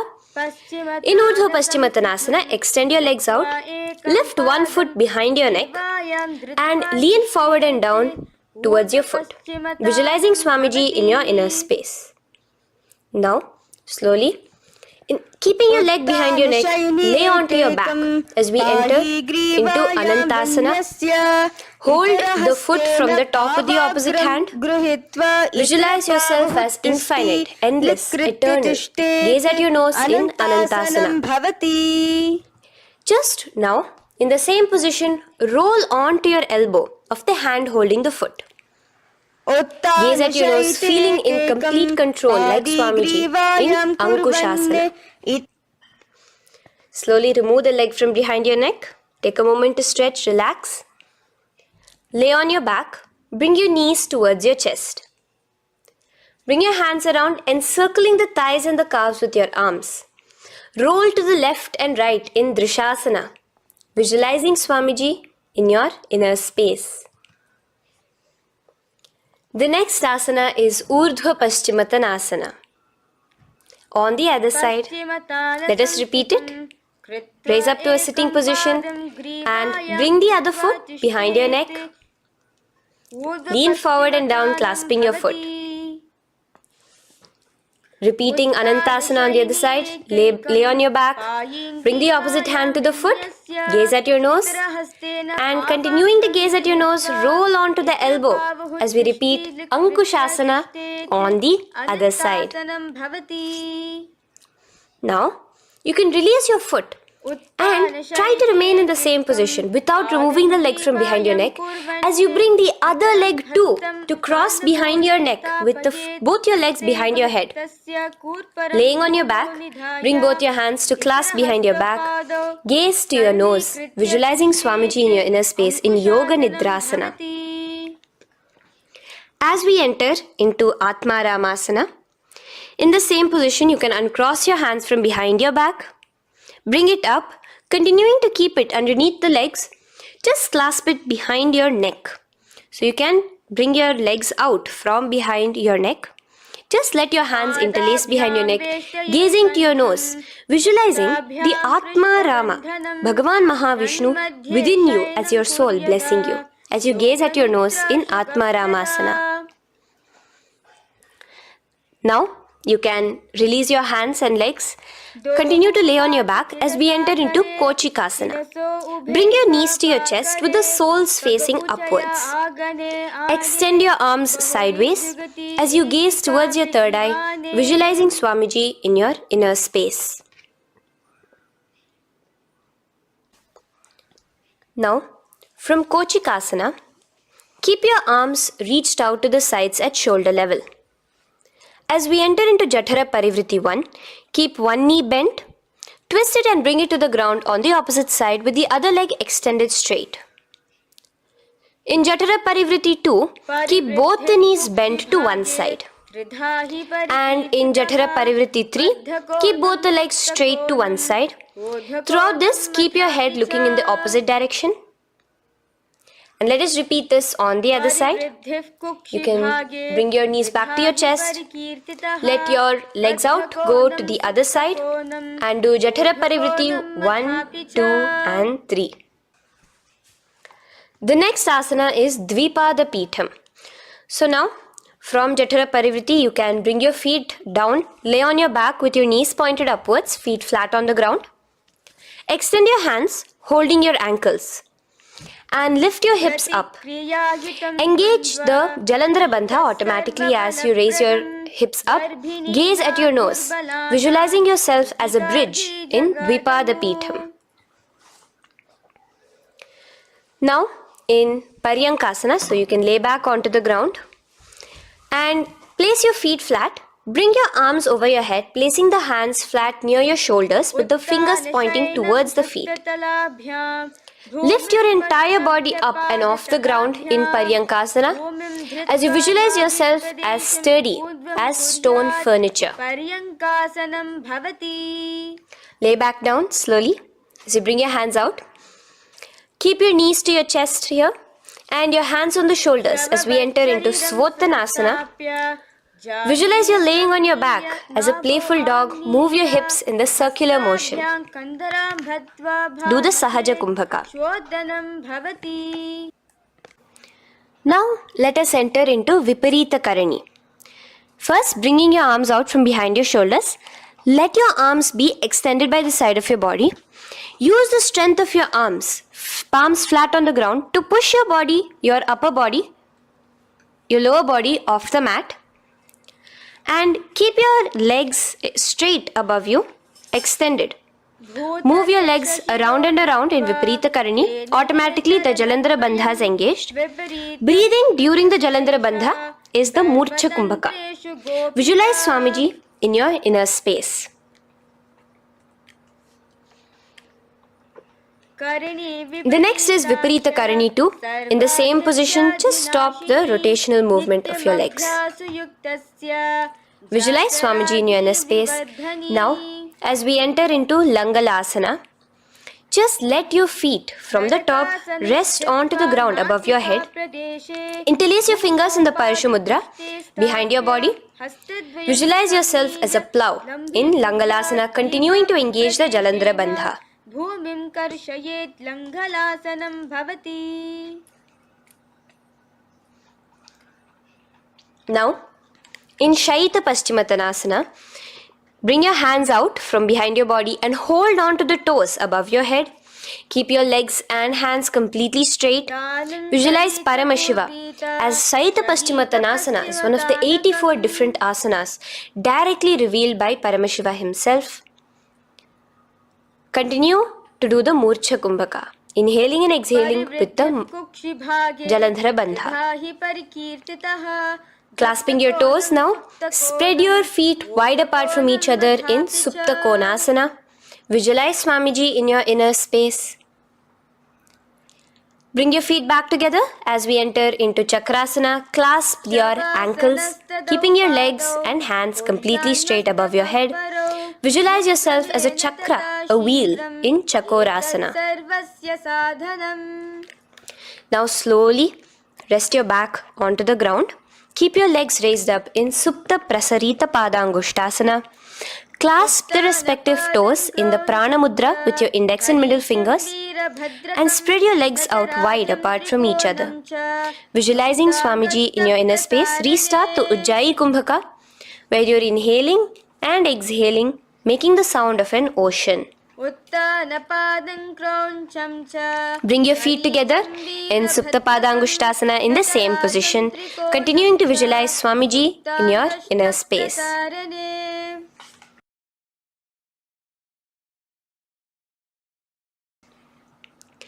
Now, bring your feet, release your feet and bring them into Padmasana.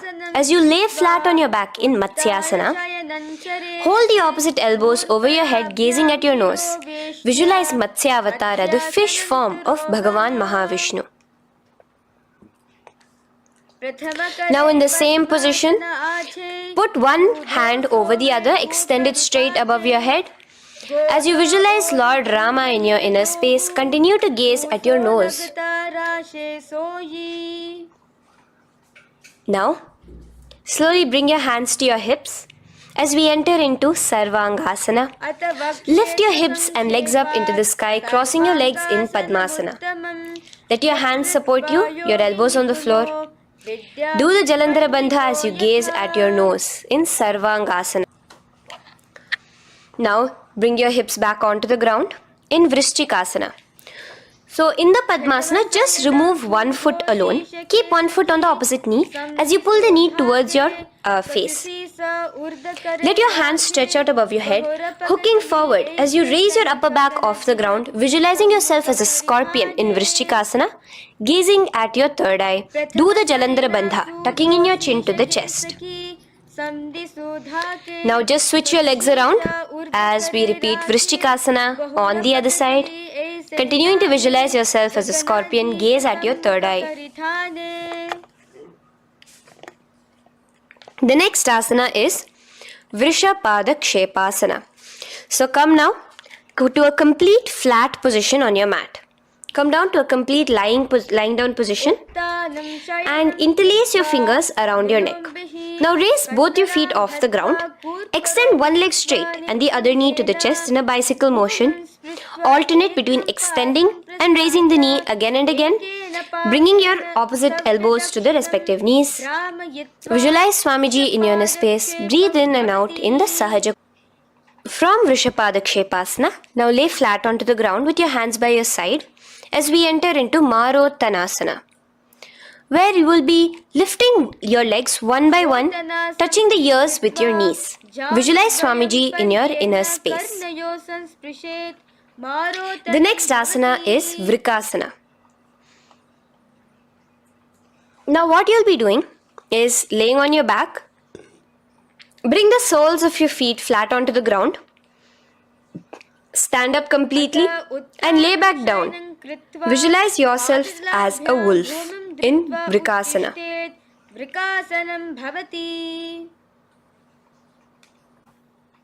Now come back to a seated position as we enter into Luthasana, where you are going to be quickly throwing your legs above your head as you roll over completely, finishing in a prone position. Do this a couple of times. Come forward, roll over. Come forward and roll over again. Visualize Swamiji, the Supreme Pontiff of Hinduism, in your inner space. Now, take a moment to relax. Lay on your belly with your toes extended in Sarathasana. Keep your hands onto the ground by your shoulders. Now here, contract your lips and make a sound like a flute, whistling while inhaling. Visualize yourself as a ratha, as a chariot carrying warriors into battle for dharma on your back. Now from Sarathasana, let us enter into Dehalyullanghanasana. So place your palms on the ground and bring yourself to a plank position. Jump your leg forward and back between your arms, visualizing Swamiji in your inner space. Jump forward now. When your legs are between your hands, stand tall. Holding your toes with your hands, walk back and forth. Visualize yourself as a wise 60-year-old elephant in Jatyasana. Now come to a standing position. The next is a beautiful Karana, the Lolitika Karana. So keep your knees bent, feet pointing outwards again in the Aramandi position. Bend your elbows, keeping your hands at the chest level. Now swiftly move your arms across the body, bringing it back to the center and tilt your head back. Opening your chest up towards the sky, move your head in all the directions. Now stand back straight as we enter into Sarpasana. So stand erect like a rod with your arms by your side, hands touching the thighs. Visualize Devi, Kundalini, raising up and curling upwards around your body in Sarpasana. The next asana is Ushtra Sadanasana. Lean forward and down, standing on top of your palms. Begin to move and walk like a camel, visualizing yourself as a camel. In the same position, continuing to walk around, switch your visualization to visualizing yourself as a horse as you start to walk around like a horse in Ashvasana. Now raise up tall as we enter into Kapotanitakasana. Interlace your fingers behind the back, pulling them down towards your calves. Open up your chest. Keep your hands in the Parashamudra. Visualize yourself as a soaring bird diving down in Kapotanitakasana. Now, stand tall as we enter into another Karana here, the Tala Pushpaputam Karana. Bring yourself to the Aramandi with your hands in the Namaskara Mudra. Simultaneously now, open up your palms while raising one heel off the ground, slightly lowering the waist and shoulder of the heel you have raised. Visualize you're offering a bouquet of flowers to Paramashiva as you come back to a standing position and repeat this on the other side. Let's do this a few times, offering flowers to Paramashiva. Now, come to a standing position. Stand straight and bring your hands together in the Namaskara Mudra. Slightly lean forward. Visualize yourself as a rhinoceros. Your hand is the horn as you gaze at your nose in Khadgasana. The next asana is Uttanottanam. So come to a standing position and sit down all the way as low as you can to the ground and stand up. Do this again. Sit down, stand up, and again. Sit down, stand up. As you gaze at your nose throughout this. The next asana is Musalasana. Now come back to a standing position. Raise your hands above your head, tall as you jump up and down repeatedly. Visualize yourself as a mace. Jump here in Musalasana. The next asana is Uchirshaka. So come back to a standing position. Pull the sole of one foot towards your belly. Now with the other leg, sit down and stand up. Release the leg. Pick the other leg up, pull it towards your belly, sit down and stand up in Uchirshaka as you visualize Swamiji in your inner space gazing at your nose. The next is a Karana, which we will be entering into, the Parshvajanu Karana. So again, bringing yourself to the Aramandi position, bend and lift one knee towards your chest, pointing the toes downwards. Keep your arm around the knee, holding it with the hand in a fist. Let the other hand hang down on the thigh, wrist twisted, fingers pointing inwards. This is the Parshvajanu Karana. Now slowly release as we enter into Tandavasana. Stretch one leg out straight in front of you as you alternate between sitting and standing. Visualize yourself fiercely dancing as Paramashiva. Raise the foot to the inner thigh of the opposite side. As we enter into Brahmanasana, let your hand be resting by the sides. Keep your standing leg erect like a rod. Visualize yourself being blessed by Lord Brahma. Now, you can bring the left foot around the right knee and rotate it, tucking the left toes on the other side of the right calf. Simultaneously cross your left arm below the right, bring your palms together in the Namaskara Mudra. Visualize yourself as Lord Garuda in Garudasana 3. Now slowly uncross your legs and hands as we enter into Ekapadasana, coming to a standing position. On the right leg, bring your left foot to the opposite thigh with your hands relaxed by the knees. Now take a hold of the raised foot with your hand in the Prana Mudra. Stretch your leg out wide, out to the side and rotate your body quickly on the standing leg.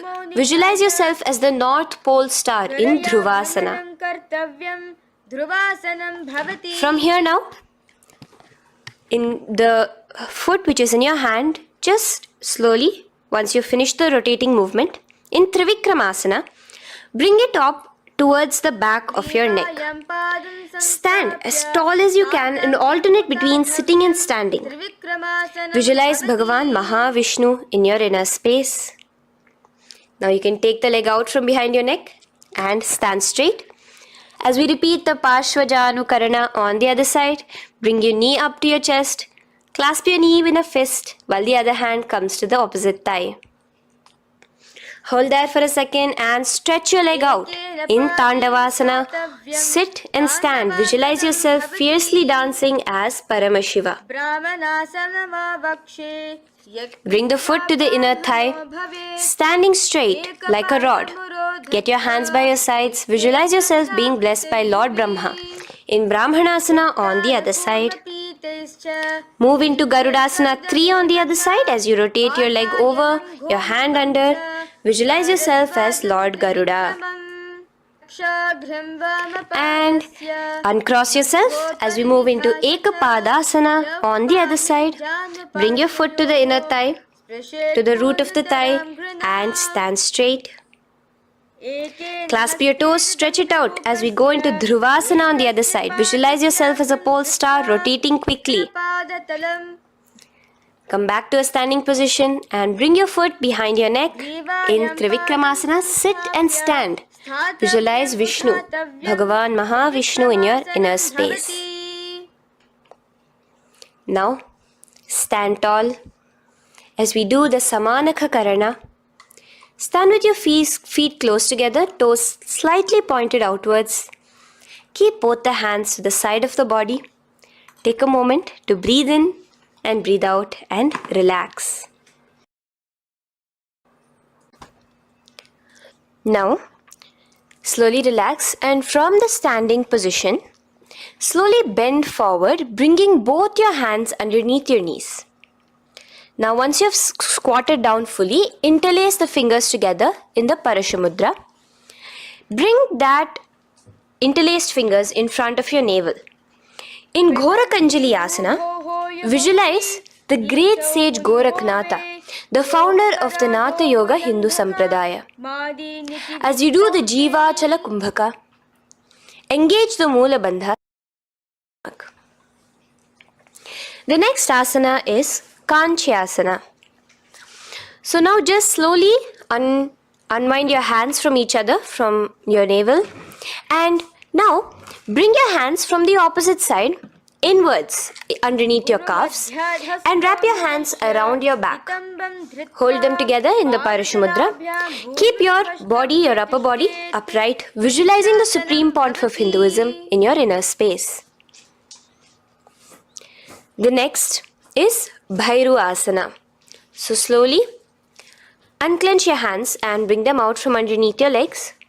Keep your feet and knees together and in a squatting position, bring your hands behind your back, clasping them together, remaining in the Parashamudra. As you gaze at your navel center, visualize Bhagavan Kala Bhairava, the Lord of Time, in your inner space. The next asana is Varahasana. Now to gain your balance, you can lightly spread your legs apart and bring your hands to the back of behind you in the Anjali Mudra, palms together. Visualize a boar, one of the 10 incarnations, the Varaha Avatara of Mahavishnu, gazing at your nose. Now slowly relax, bring your hands out from behind you as we move into Pripithasana. With your hands in the Prana Mudra, with your index and middle fingers, clasp the respective big toes and come to a half squatting position where your hips are at your knee level. Visualize Swamiji in your inner space as you do this asana, Pripithasana. Slowly let go of your feet and place your palms flat on the ground in front of you with the fingers wide for balance. We're going to be balancing here in Bakasana. Place your knees on the back of your arms. Focus your eyes on one spot as you raise your feet off the ground, balancing here. Visualize yourself as a crow. The next asana is Shushtanga Kapali Asana. So now come to a kneeling position. So from there itself, you can directly put your head onto the ground, or else come to a kneeling position and place your head onto the ground. Palms spread for support. Raise your body onto your head, bringing your legs into the Padmasana. Gaze at your nose. Visualize Swamiji himself in your inner space. Come down now, uncrossing your legs as you come down. Sit onto your knees, keeping the toes flat. Now, let your heels come outside of the hips. Keep your hands on your knees. In Guptasana, sit straight. Keep your gaze on your nose. Visualize you're sitting in the sacred secret seat with Paramashiva and your Guru, Swamiji himself. Now we are going to be kicking up into a handstand. So get ready. Place your palms on the ground, fingers wide for support. Do take support of a wall if you need it. And lift your body up straight above your hands. Visualize you are a tree in Vrikshasana 2 with deep roots into the ground. Breathe in and breathe out slowly. In the same position as we move into Shibhu Asana, switch your gaze to the third eye. Hold it there for a few seconds and relax. Bring your feet back to the ground. Now lay flat onto the ground in a plank position And slowly lower your body towards the ground and push yourself up again. In Matsyasana 2, go down and come up, visualizing yourself as a fish. The next asana is Sarpasana 2. So here you're going to lay prone, completely flat now. You can lower yourself to the ground. Bring your hands to the hips. Extend your legs together and point your toes backwards. Lift your chest up and move left to right. You're moving like a snake while visualizing yourself as a snake in Sarpasana 2. Relax slowly, bringing your chest back to the ground. Now, keep your feet together, pointing backwards. As you bring your elbows onto the ground, rest your upper body on your elbows. Bring your hands together in the Padma Mudra with your little fingers and thumbs together and rest your chin on your hands. Niralambanasana, where feeling yourself completely supported, knowing that Swamiji is there in your life. Now, slowly relax, place your palms on the ground beside your chest and push yourself up, your hands straight up completely. As you bend your knees, bringing your feet to touch the top of your head. Lean your neck back, touching your head with your tip of your toes. See yourself, visualize yourself as an umbrella, protecting your Guru from the sun's rays in Chhatrasana. Slowly relax, you can bring your feet down. As we move into Vajrasana, just push your body back and sit on top of your knees. On your knees with the heels flat on the ground. Now stretch your arms in front of you with the palms facing downwards. Place your forehead on the mat. Visualize you are the weapon of Indra, the Vajra, symbolizing indestructibility as you gaze at your nose. As we enter into Meshasana, raise yourself into the same Gajasana position on your hands and legs with your hips pointed upwards and alternate striking the ground with the opposite hands. Experience yourself, visualize yourself as a powerful ram as you alternate striking the ground in Meshasana. Now stop striking the ground, bring your palms down again. As we move into Ajasana, kick your legs off the ground and lower your forehead to the mat. Let's do it again. Kick your legs off the mat. Lower your forehead to the ground. You are unborn, existing for all of eternity in Ajasana. Now, come to a seated position as we move into Dhanantara Asana. Sit on your heel with your legs together. Pull your toes underneath you. As you bring your hands top of the knees, gaze at your nose, visualize Swamiji in your inner space. Here, do the Ujjayi Pranayama, inhaling and exhaling like an ocean, Dhanantara Asana. From Dhanantara Asana, now interlace your fingers in front of you and then behind you. Stretch your arms towards all the sides, backwards, forwards. Giving a massage to the various different joints and muscles in your body. Lean forward, get up again. Continuing to visualize Swamiji in your inner space. Relax your hands and now take your respective heels and point them outwards, outside the side of your hips. Keep your hands on your knees with your thighs and knees resting on the ground, spine straight. Visualize yourself as Lord Garuda in Garudasana 4. You have Mahavishnu and Mahalakshmi on your back as you are flying. The next asana is Ananda Mandirasana. Now you can continue to remain in the same position. You can bring your feet pointing inwards. Use your hands to clasp underneath your ankle. Make sure your knees are spread out wide. Gaze at the third eye. Visualize residing in the blissful space of a temple. You are in a temple in Ananda Mandirasana. Now, as we move into Mandukasana, keep your knees wide and sit on top of your ankles. Your hands underneath your knees.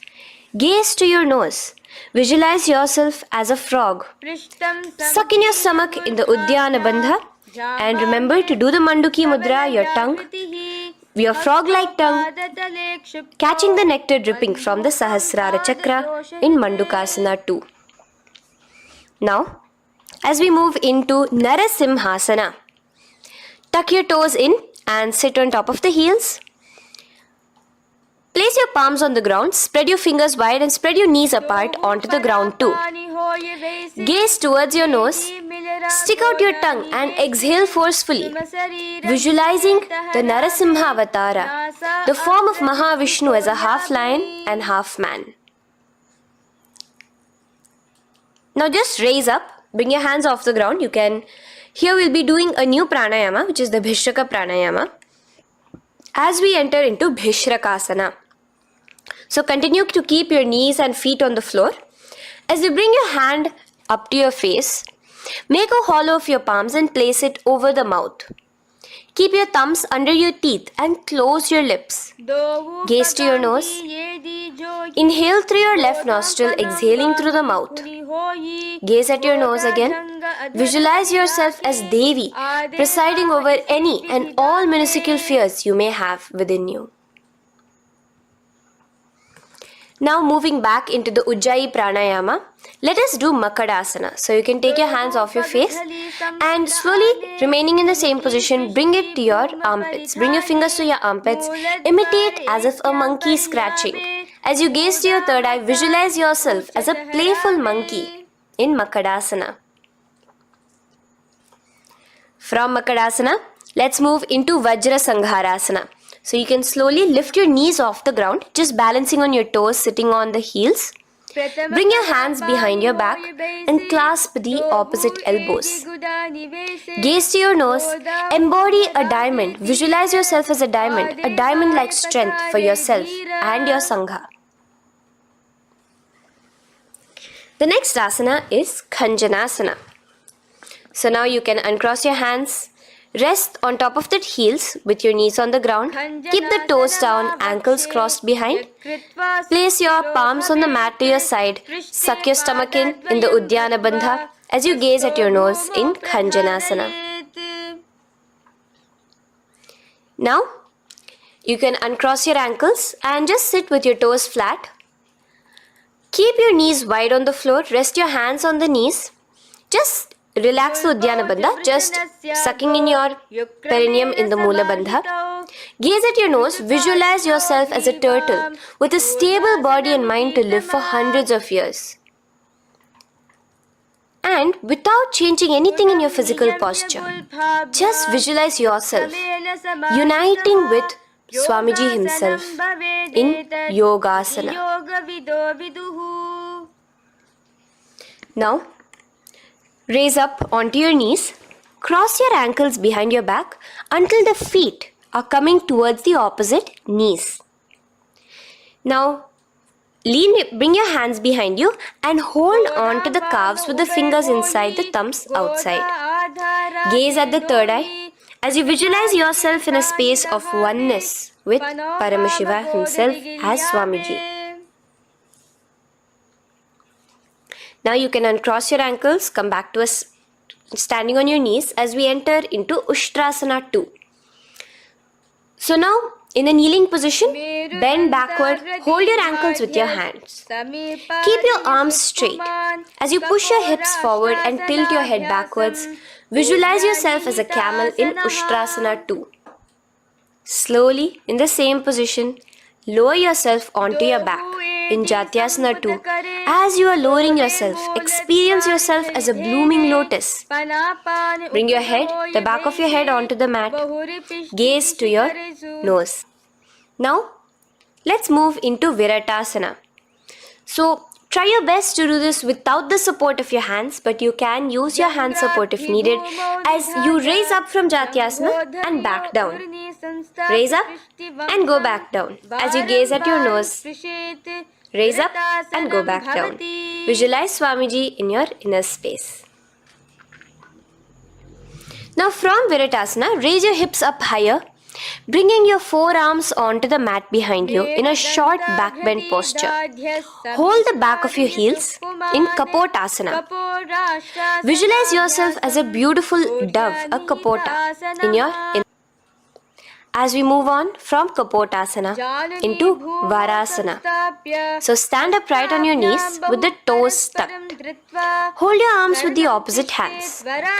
Gaze at your nose. This is the boon fulfilling posture. Visualize your boon becoming a reality directly from Paramashiva himself in Varasana. Now, keeping your knees together, toes tucked, just lean forward, bringing your head onto the mat, holding your head with your hands. Visualize yourself as a boar, as the Varaha avatar of Bhagavan Mahavishnu in Varaha Asana 2. Now, just kick your legs off the ground as we enter into Mundasana. Raise yourself up into a headstand posture, visualizing yourself as a lopped tree. Gaze at your nose. Breathe in and out in the Sahaja Kumbhaka.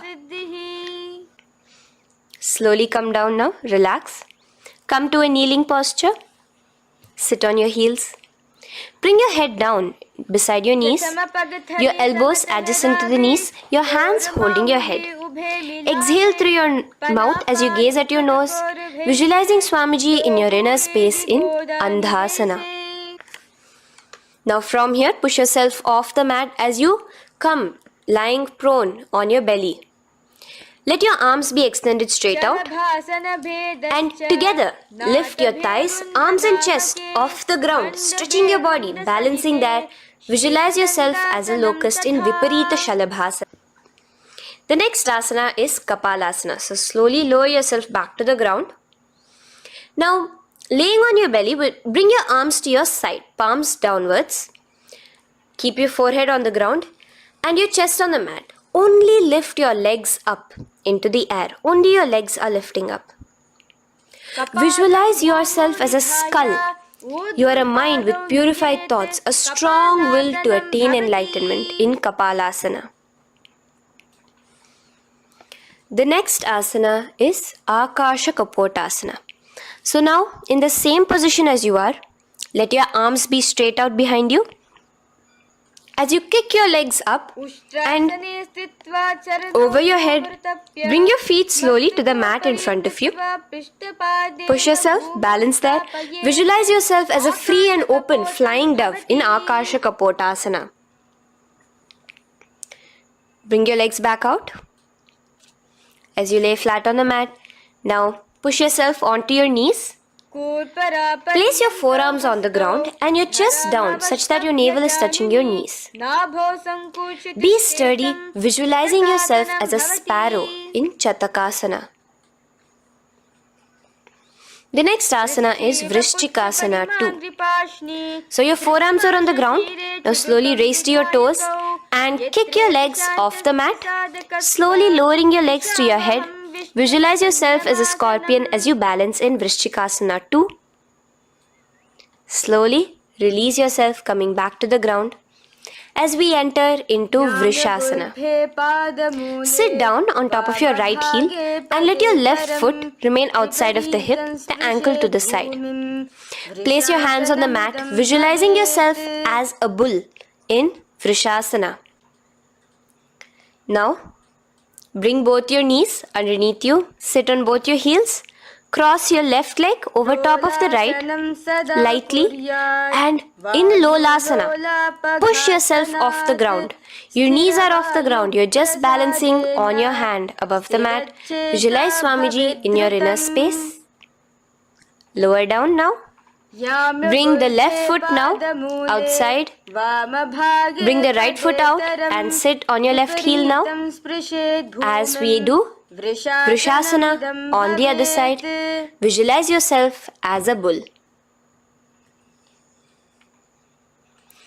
From here, let us get into a very powerful asana, Balagunasana. So place your left toes on the ground, sit on the heel of your left foot. Place the right foot flat with the knees raised towards your chest. Maintain your palms on the respective knees. Be upright. Visualize Balagunahai, one of the 84 siddhas in your inner space in Balagunasana. Now come to a squatting position. Let your feet be flat as you bring your elbows under your thighs and calves, wrapping it around your shins. Hold on to your ankles from the outside in Grahasana, visualizing yourself as an entire planet. Now, you can unwrap yourself as you sit on top of the opposite heel in Balagunasana on the other side. Maintain your palms on the respective knees. Visualize Balagunahai, one of the 84 Siddhas in your inner space. Now, sit upon both the toes with the heels up and knees off the mat, knees pointing forward. Now, keep your hands downwards on the respective knees. Keep your spine upright as you visualize Swamiji in your inner space in Utkatasana. The next asana is Vajra Sangharasana. Just spread your knees out wide in Utkatasana. Spread your knees out wide. Clasp the elbows behind your back. Visualize Swamiji in your inner space in Vajra Sangharasana too. The next asana is Anilasana. Now, sit with your feet hip width apart. Bring your hands under the soles of your feet from inside. Your palms facing downwards. Step onto your hands. Keep your arms straight, elbows together at the navel. Gaze to your nose. Visualize yourself able to consume and live off of air alone in Anilasana. The next is Padukasana. So from Anilasana, you can release your hands. Place the back of your hands on the mat with your fingers facing upwards. With your fingers facing towards your body, palms upwards. Step your feet on top of your hands and wrap your hands around your feet like a shoe. Walk around. Visualize you're wearing padukas, walking across the length and breadth of the world in Padukasana. Now bring your palms onto the ground. Stop moving around as we move into Kukutodana. Kick your feet up into the air and let them fall back down. Let's go up again and come down. Kick up and go down. Visualize yourself as a rooster in Kukutodana. The next is Viparita Nrityasana. So as you're kicking yourself up, you can go up into a complete handstand posture, which is Viparita Nrityasana. Do take support if needed. And move around on your two hands as if you are dancing in Viparita Nrityasana. Slowly come back down to a standing position. Lean forward and let your feet be slightly apart from each other. Bring one palm down on the mat with the arms straight. Bring the opposite hand to your head and be stable in Kunjarasana. Now just put that hand down as you bring the other hand to your head, repeating Kunjarasana on the other side. Be stable here. Now you can squat back down onto the ground. Keep your feet flat. Hold your respective ankles and lift your feet off the ground in Kadamba Asana. Visualize yourself as a Kadamba tree, a pious tree that promotes a long life. The next asana is Pavana Muktasana. Now sit back down onto the ground, bring your knees towards your chest. Let your hands wrap around your knees, hold it close to your body. Visualize all the excess vata, air, just balancing and releasing in your system in Pavana Muktasana. Now, let us move into Chakorasana. So first stretch your legs out in front of you. Bring one leg behind your head. Now place both hands on the ground and lift your body off the ground while lifting the other leg too, up straight. Visualize yourself as a powerful source of energy. Gaze at your third eye in Chakorasana. Slowly relax back down. Now hold your left toes with the left hand, index and middle fingers. Pull the foot to the left ear. We are entering into Dhanurasana 2. Extend your right leg out, keeping straight. Hold the big toe with your right hand. Visualize yourself as a bow in Dhanurasana 2. The next is Ashtavakrasana. So lift your left leg over top of the left shoulder. After releasing your hands, bring the right foot across and hook it on top of the left foot. Lean forward and down, keep your palms onto the ground. Extend your legs out to the left, lift your head up and chest. You're completely balancing only on your hands as you visualize yourself as a flying crane in Ashtavakrasana. Now slowly relax down. From here, bring your right foot to the left thigh and your left foot flat onto the ground. Knees raised up. Have your left shoulder underneath the respective leg and place your hands flat on the ground. Gaze towards your third eye. Visualize you are immortal, able to exist solely from prana alone in Pranasana. From here, moving into Parshva Matsyendrasana. Place your right foot at the root of the left thigh. Then the left leg by the side of the right knee. Hold the left leg by the right hand. Twist your body out. Remain steady here, gazing at the third eye. Visualize Matsyendranatha, the great Rishi, Yogi, master of Hatha Yoga, in your inner space. Now slowly unwind yourselves. As we repeat Chakorasana on the other side, lift the other leg behind your head. Place both your hands on the ground and keep your entire body off the ground straight up. Gaze at your third eye, visualizing yourself as a powerful source of energy. Now relax back onto the ground. Let's repeat Dhanurasana 2 on the other side. Clasp your respective hands with the feet.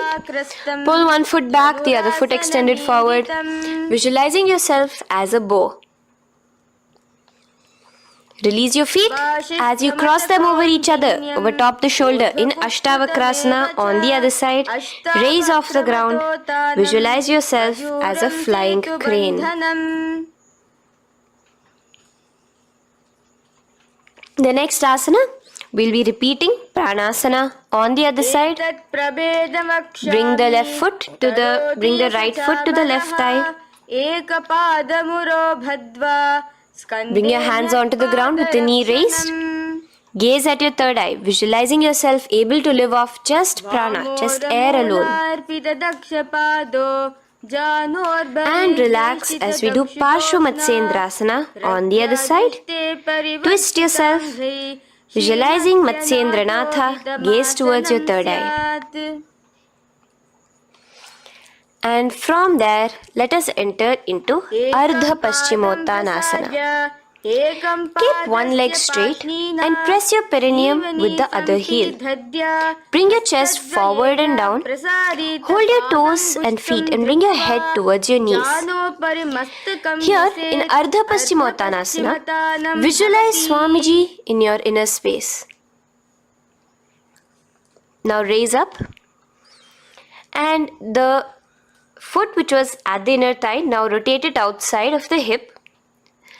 Now hold the sole of your other foot and lift your leg up towards your forehead. Try to bring your knee to your forehead as you keep your knee straight. Gaze to the nose in Kraunchasana. Visualize yourself as a crane. Now slowly relax around your leg. Now the leg that is now straight, you can bring it to the inner thigh as you straighten out the other leg. As we repeat, Ardha Paschimottanasana on the other side. Lean forward and down, clasping your foot. Bring your forehead to your knee. Visualize Swamiji in your inner space. Slowly raise up. Place your right ankle outside of the hip now. Hold the sole of the left foot, lifting the leg up towards your forehead. Stretch yourself there. Gaze at the tip of your nose. Visualize yourself as a crane in Kraunchasana on the other side.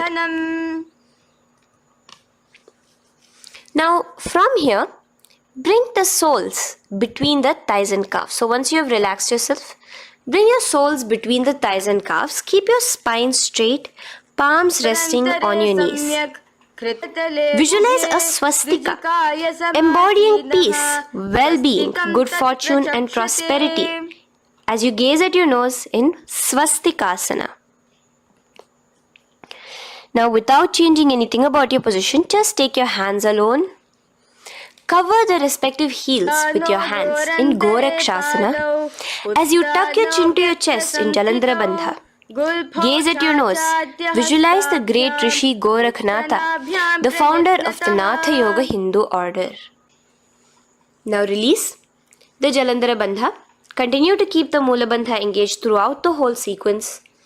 As you raise one foot to the opposite thigh, bring your hands to your face in the Shanmukhi Mudra, closing your eyes with your index finger, nose with the middle finger, ears with the thumbs. Gaze at your third eye as you meditate on Swamiji himself, the Supreme Pontiff of Hinduism. Now release the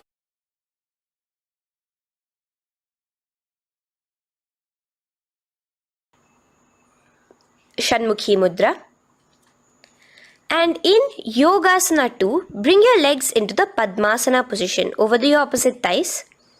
Keep your hands flat onto the ground beside your knees with the palms facing upwards. Sit straight, gaze at your nose. Here we'll be starting the Kaka Chanchu Kumbhaka, where your inhalation will be through your tongue wrapped like a pipe, and your exhalation will be through your nose. From Yogasana 2, now keeping your palms beside your body, just switch them around to be flat on the ground and push your entire body off the ground, balancing. Visualize yourself as a rooster in Urdhva Kukkutasana. Now relax down, come back to a seated position on the floor, keeping your legs in Padmasana. Insert your hands through your knees and place them on the mat. Remember, do not lift your body up, just stay seated down there. In Siddha Haritali Asana, gaze to your nose, visualize Swamiji himself in your inner space. From there, let's enter into Hamsasana, where you will actually be pushing yourself off the ground. Lift your thighs up high above your shoulder, above your elbows as much as possible. Gaze to your nose, visualizing yourself as an elegant swan in Hamsasana. Now release yourself. Now, do not take your hands out from between your thighs and calves. Just go onto your knees and reach your hands behind your body with your fingers interlaced in the Parashu Mudra. Bring your forehead to the floor as you gaze at your nose. Visualize yourself as Lord Paramashiva's bow in Karmukasana. Now, slowly come back to the seated position as we move into Kurmasana 2. Keeping your hands in between your thighs and calves, bend your elbows and hold your respective shoulders with your hands. Visualize yourself as a turtle, a stable body and mind to live for hundreds of years. Now in the same position, just engage the Jalandhara Bandha, tucking your chin to your chest as we move into Granthi Bhedasana, gazing at your nose. Rejoice, knowing you are in Paramashiva's secret knot posture. And from there, release the Jalandhara Bandha as you roll onto your back. Keep your hands on the shoulders, laying flat on your back. As you visualize yourself as a turtle on its back, playful, gaze at your nose in Uttana Kurmasana. Now rock yourself back to a seated position as we do Pangu Kukkutasana. Now it's the same as your hands between your thighs and the calves, except you will be placing one hand flat on the mat. Hold the wrist with the other hand. Lift your body up and holding only on one hand. Visualize yourself as a rooster in Pangu Kukkutasana. Now release back to the ground. Hold. Let's do Pangu Kukkutasana on the other side. Place the other palm flat and bring the other hand holding the wrist. Push yourself off the ground. Visualize yourself as a rooster. Continue the Kakachanchu Kumbhaka, sucking in your breath through your curled tongue and exhaling through your nose. As you slowly extricate your hands from between your thighs and calves, let's do Girdhrasana here. So now, interlace your fingers in the Parashamudra as you place your elbows on the feet, remaining your legs in Padmasana. Lean forward and down, resting your chin on your knuckles. Place your thumbs to your throat in Girdhrasana. Visualize Swamiji in your inner space. From there now, sit straight into Padmasana 3. So with your legs in Padmasana, bring one hand over the other near your navel center. Engage all the three bandhas, suck in your stomach, clench your perineum, tuck your chin to your chest and gaze at your nose in Padmasana 3. Slowly now, as we move into Padmasana 4, bring your hands to the respective knees. Release the Jalandhara Bandha and release the Udyana Bandha, just engaging the Mula Bandha alone. Visualize Paramashiva in your inner space as you gaze at your nose in Padmasana 4. Now we'll be entering into Karmukasana 2. So in the Padmasana position, hook your right hand index and middle finger in the Prana Mudra around the toe. Pull it back while your left hand rests on the knee. Now, as you visualize yourself as Paramashiva's bow, just release your right foot, bring your left hand to the left toe, right toe, and let your right hand be on the right knee. Now from here, let's do Karmukasana 3. So you can release your toes, cross your hands behind your back, continue to keep your legs in Padmasana, and with your respective hands, cross behind your back. Hold on to the toes in the Prana Mudra. Engage all the three bandhas, suck in your stomach, clench your perineum, tuck your chin to your chest. Visualize yourself as Paramashiva's bow in Karmukasana 3. Slowly relax the bandhas, just keeping the Mula Bandha. Continue to hold on to your toes. Release the Udyana Bandha and the Jalandhara Bandha. Switch your gaze to the third eye. Visualize you are Paramashiva's third eye itself. Anything you come across, you just rejuvenate it, destroy it in Dridhasana. Now, try to keep your hands at the toes. If not, just keep your hands crossed behind you as you lean onto your back in Padmasana, where you are entering into the Nagrasana position. Lay flat onto the back, visualizing yourself as a snake, gaze at your nose. In Nagrasana, do the Sahaja Kumbhaka, simple breathing, inhaling and exhaling.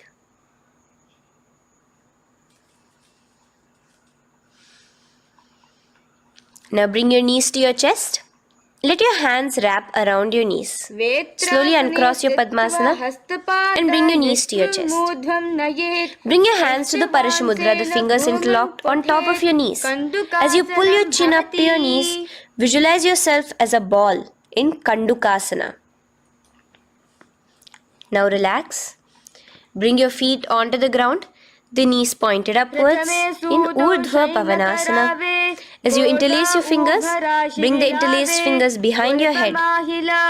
Laying down, gaze at your nose in Urdhva Pavanasana. The next asana is Marakata Pithasana.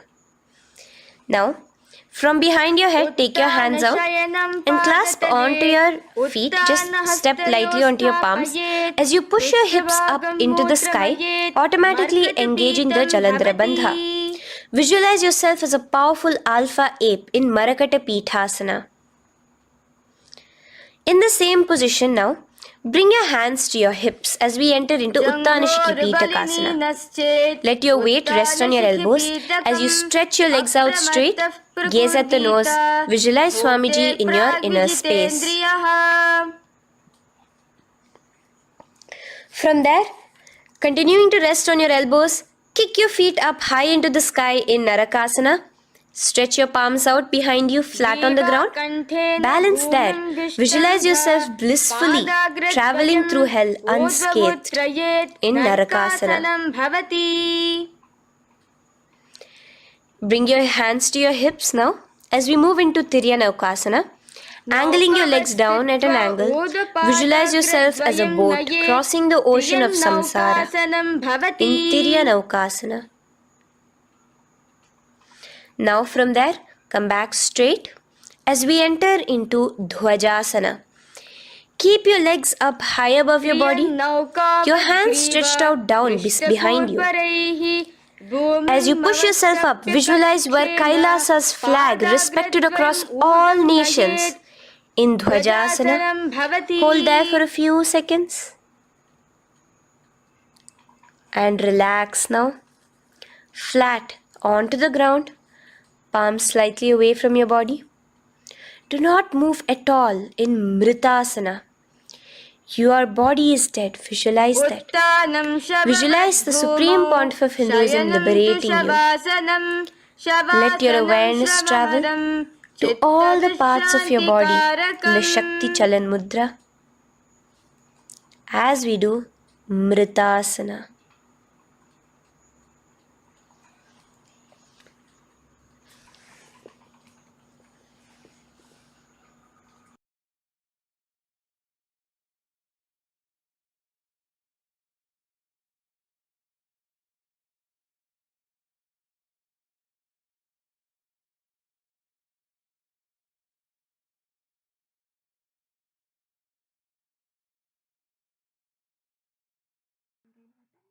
Om Purnamadah Purnamidam Purnat Purnamudachyate Purnasya Purnamadaya Purnamevavashishyate Om Shanti Shanti Shantihi Harihi Om Tat Sat Sarvam Bhagavat Shri Nityananda Paramashiva Padukarpanamastu Om Nityanandam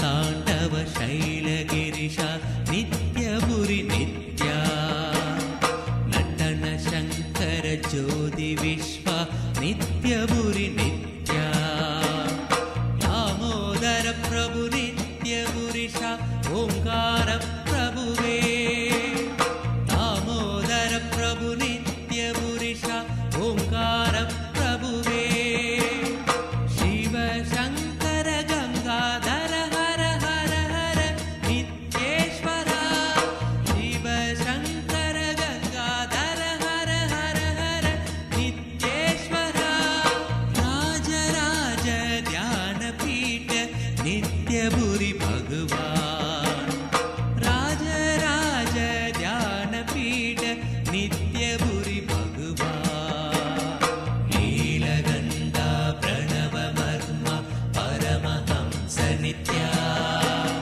राज राज ध्यानपीठ नित्यपुरि भगवान् नीलगण्डा प्रणवमर्म परमहंस नित्या राज राज ध्यानपीठ नित्यपुरि भगवान्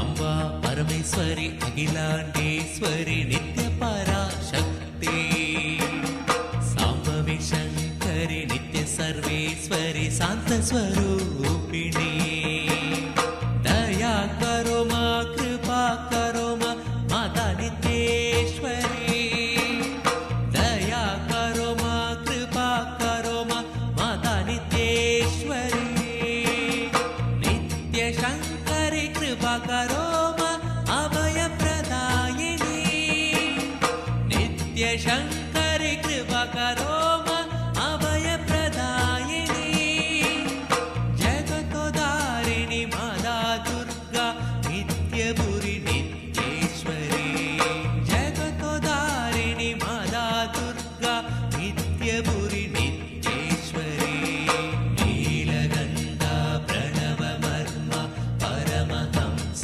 नित्या राज राज ध्यानपीठ नित्यपुरि भगवान् नीलगण्डा प्रणवमर्म परमहंस नित्या राज राज ध्यानपीठ नित्यपुरि भगवान्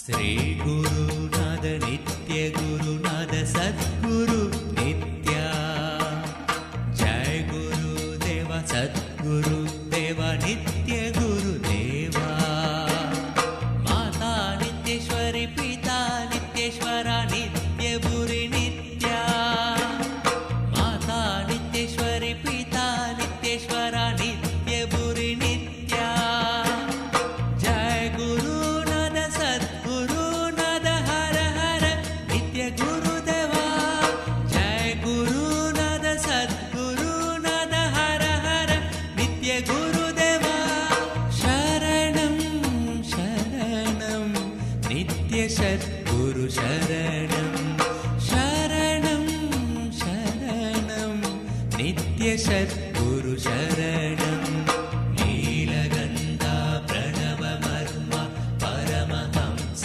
नित्या राज राज ध्यानपीठ नित्यपुरि भगवान् नीलगण्डा प्रणवमर्म परमहंस नित्या राज राज ध्यानपीठ नित्यपुरि भगवान्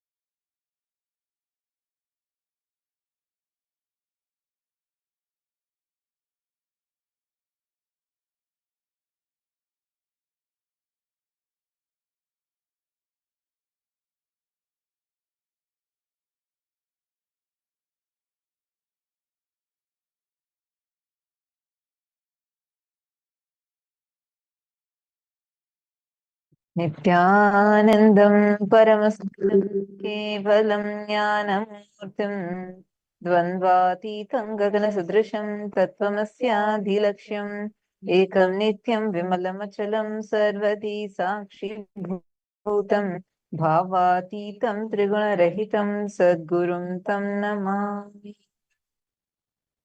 Nityanandam to all the participants. We welcome every one of you for today's session.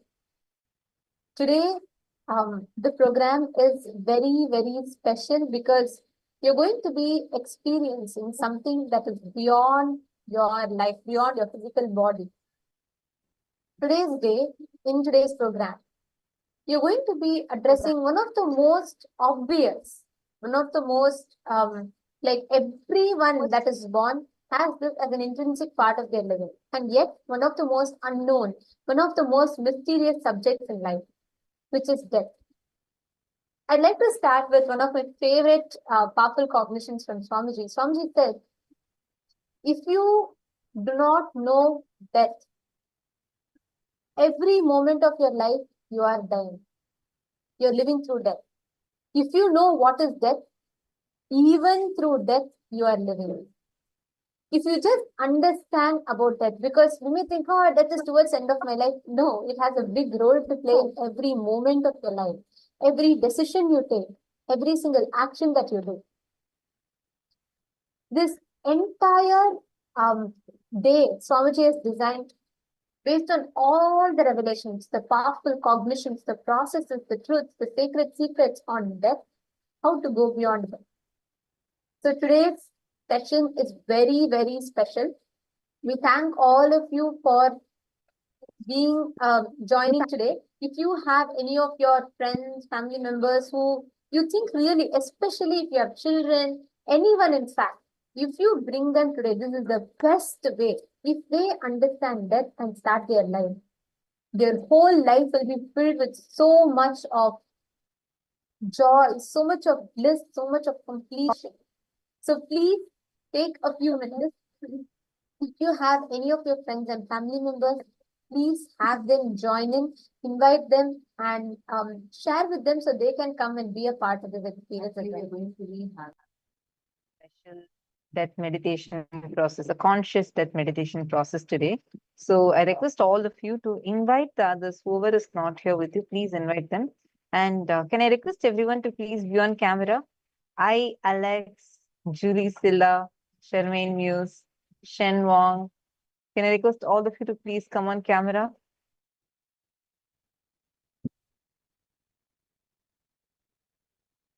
Take a few minutes. Please kindly come on camera.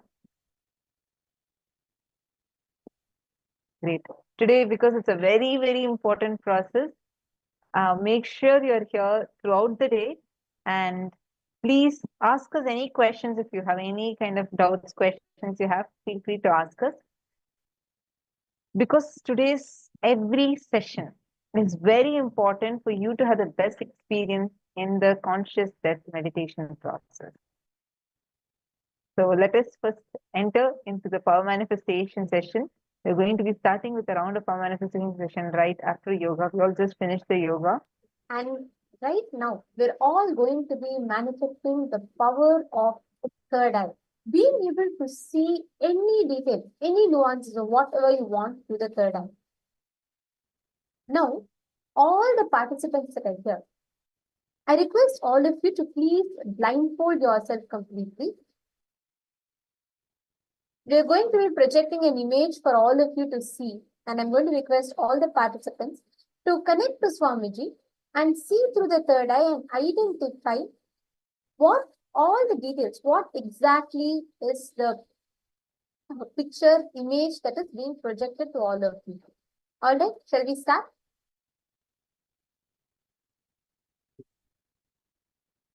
Please connect to Swamiji, chant the Mahavakya. Please blindfold yourself. See through the third eye and identify what is the exact image that is being projected to all of you. Om